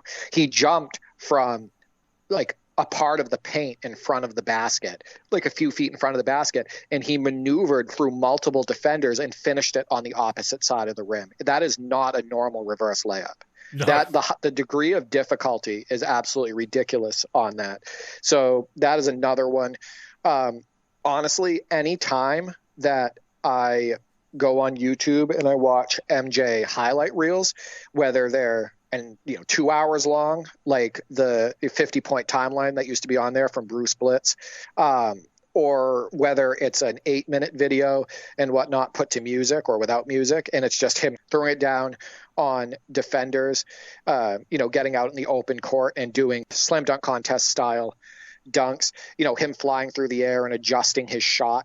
Just the aesthetics of his game are totally unmatched. More beautiful than Kobe, more beautiful than any player that I've ever seen. I feel like he perfected the game of basketball. And like I said, I can't choose one favorite real life moment for MJ. I marvel at his highlights. Kevin Durant said the exact same thing. He said that, how can you watch Michael Jordan and not say that he's the greatest ever and whatnot. And I think multiple former and current players have said that. I also want to say that Jamal Crawford recently stated they weren't even talking about Michael Jordan. Michael Jordan wasn't even part of this conversation, but he interrupted himself and he said, also, I want to mention, can we just stop comparing anybody to Michael Jordan? He's the greatest to ever do it. And he's sick of seeing those comparisons.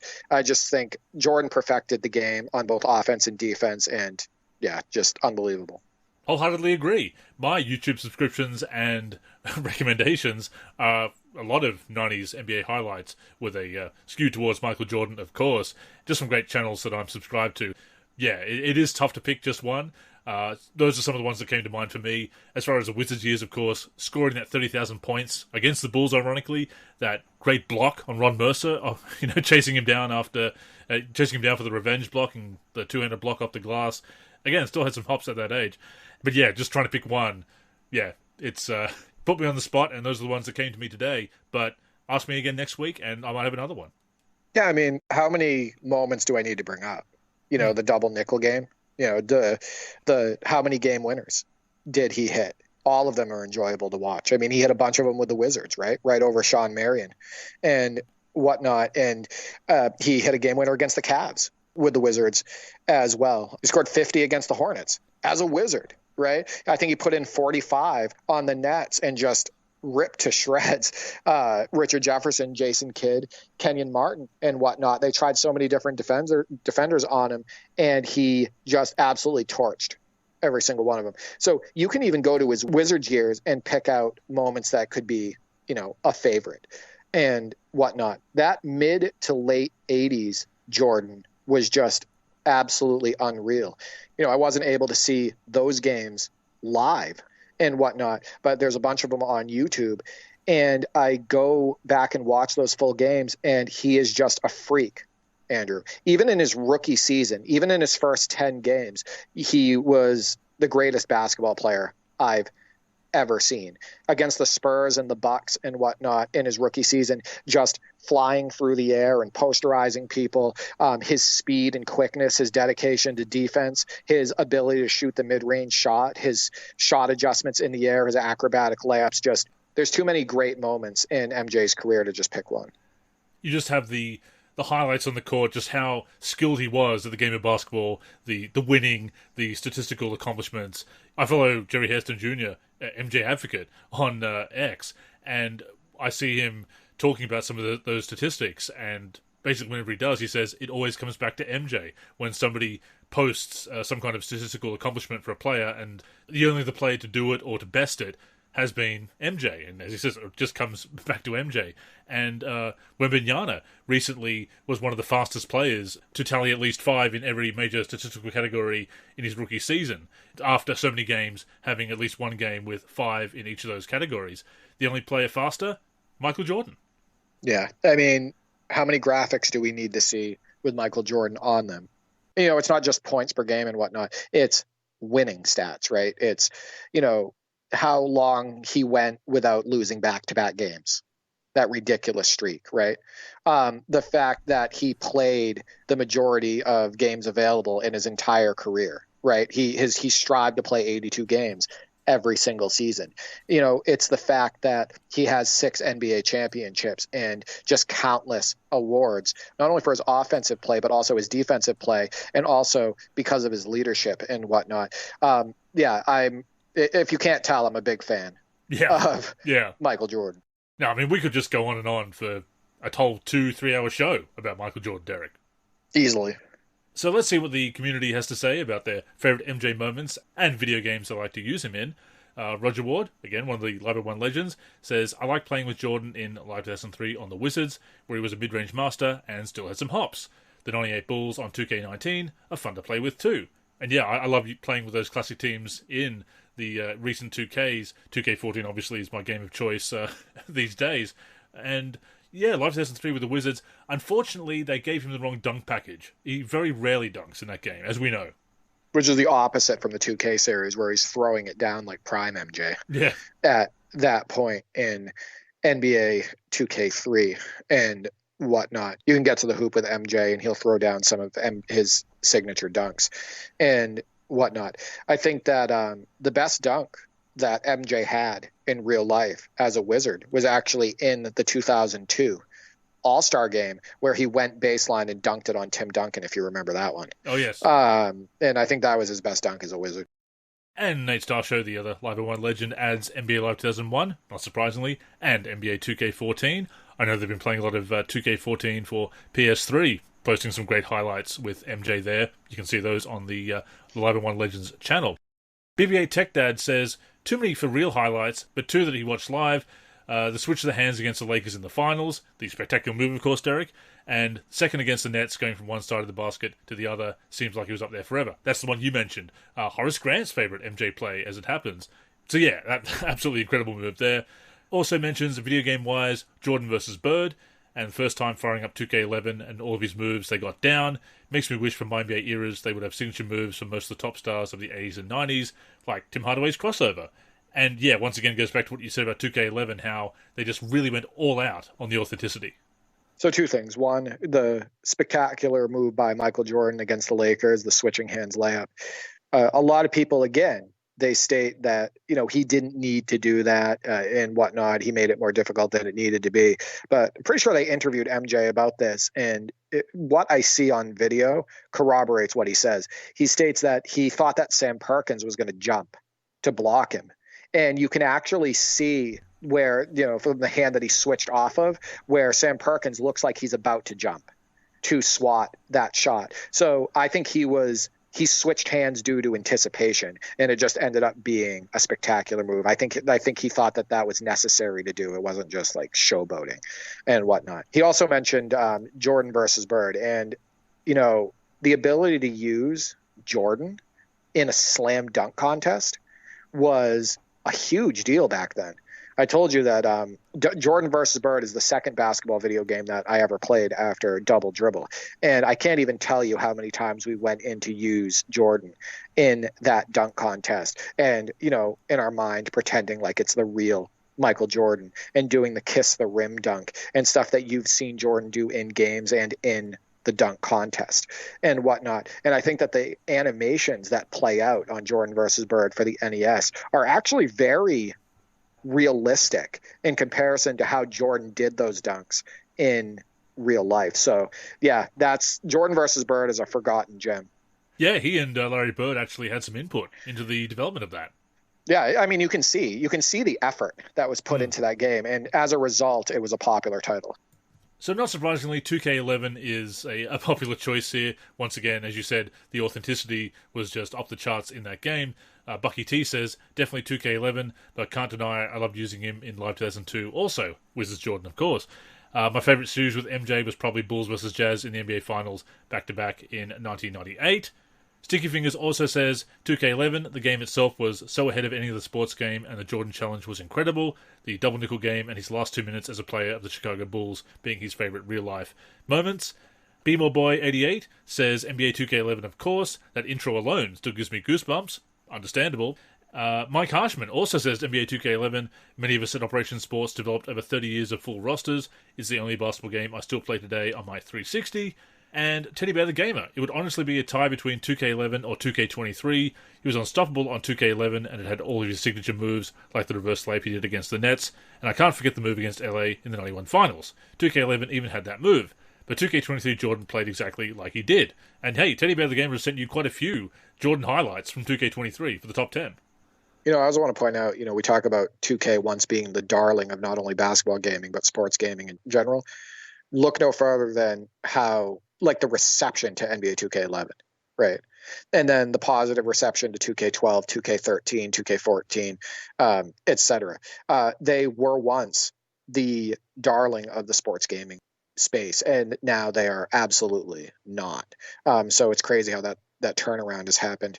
One of my problems with the switch hand layup in the 2K titles is they never have him getting high enough. He's way too low to the ground in the animation, and sometimes doesn't look as authentic as it should. I wish they allowed him to get more air on that animation like he had in real life. But yeah, Teddy Bear has always been a great contributor to the top 10. He's submitted a lot of great Michael Jordan highlights. And a couple of responses from Facebook now. Mohammed says, always going to be the flu game in Game 5 of the 97 finals as his favourite real-life moment. And James says, I like 2K14 because of the smooth animations. He also has the most beautiful face in that game. And it is a pretty good face, although 2K11's is right up there as well. So shiny because of the graphics. The animation for his signature dunks are spectacular. And hey, there's a reason why I've equipped MJ's animation packages for my MyPlayer, Derek. Yeah, you can't go wrong there. I think that he has some of the most beautiful dunks in NBA history, and also some of the most powerful. I mean, he really used to throw it down hard. Not neat hard, but hard enough where, he would shake the rim and shake the backboard and whatnot. I think that Neek overall probably is the hardest non-big man dunker ever, as far as truly rocking the rim. I think as a center, it's Shaq. Oh, yeah. Right? Darryl Dawkins, possibly. Yeah, I think Dawkins oftentimes was a little bit more about style than Shaq was. I think Shaq just wanted to rip the rim down every time he threw it down. Oh, yeah. And just embarrass his defender. So I love the fact that NBA 2K14, not only for the PC, but also the Xbox One and PS4 versions, are consistently mentioned by people as one of their favorite 2Ks of all time, because I know that you and I have spent thousands of hours with the different versions of that game, and we can't get enough. It was the game that I've looked for so many years, and I just glanced up at the screen before I turned off my PS5 tonight, and over 4,000 hours I've spent with that game in the last 3 years. Think about that. And it's a game that you didn't want to play at first when it was released because you had some ill will towards 2K. NBA Live 14 was released, so you wanted to spend a little bit more time with that, and you never really gave it a chance when you first got your hands on it. And I'm glad that you revisited it, and I'm glad that you love it. So oh, absolutely. All-time favorite now. And thank you to everybody for sharing those Michael Jordan memories on the virtual hardwood and in real life alike. Again, Derek, we could just go on and on about MJ. The greatest of all time, in my humble opinion, and certainly my all-time favorite, and just love watching his highlights to this day. And you can call me an old head stuck in the past if you like. I don't care. I will gladly go back and visit those highlights. It's not like I can't enjoy the modern game as well, and highlights now. I'll always enjoy a fantastic dunk, Derek. A dazzling dunk, or a basketball blooper, if you will. But no, MJ is always going to be a favorite.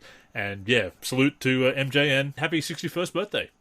Yep, both on the virtual hardwood and in real life. It never gets old, watching Jordan do his thing. So thank you to everybody who responded to the two mailbags. Combining both, we had probably around 130 responses. And Andrew and I are humbled by that, to be completely honest with you. We love the basketball gaming community. We love the fact that you interact with us in the show. And keep it coming, because, we love doing this show every week, but you folks are definitely the driving force to us releasing an episode every single week. For sure. We definitely appreciate your support of all of our content, the podcast, articles, videos. Yeah, we love that you love basketball gaming as much as we do. So, yes, thank you for your responses and for always tuning in. With that being said, that has brought us to the end of this week's show. Once again, thank you for tuning in, and please join us again next week and every week, either on the NLSC, nb-live.com, our YouTube channel, or your podcast app of choice. In the meantime, we'd love it if you connect with us on social media. So, Derek, go ahead and plug the handles. Yeah, you can reach me on X at D43G and at D4384. I'm also on YouTube, D43, and on the NLSC, D43. I am Andrew in the forum and Andrew NLSC on X. The NLSC is on X and Facebook at the NLSC. We're also NLSC Basketball on Instagram and Threads. On YouTube, we are NBA Live Series Center.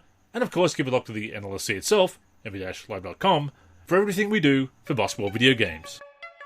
So, thank you once again for tuning in, and until next time, I'm Andrew. And I'm Derek. Go get buckets, everyone.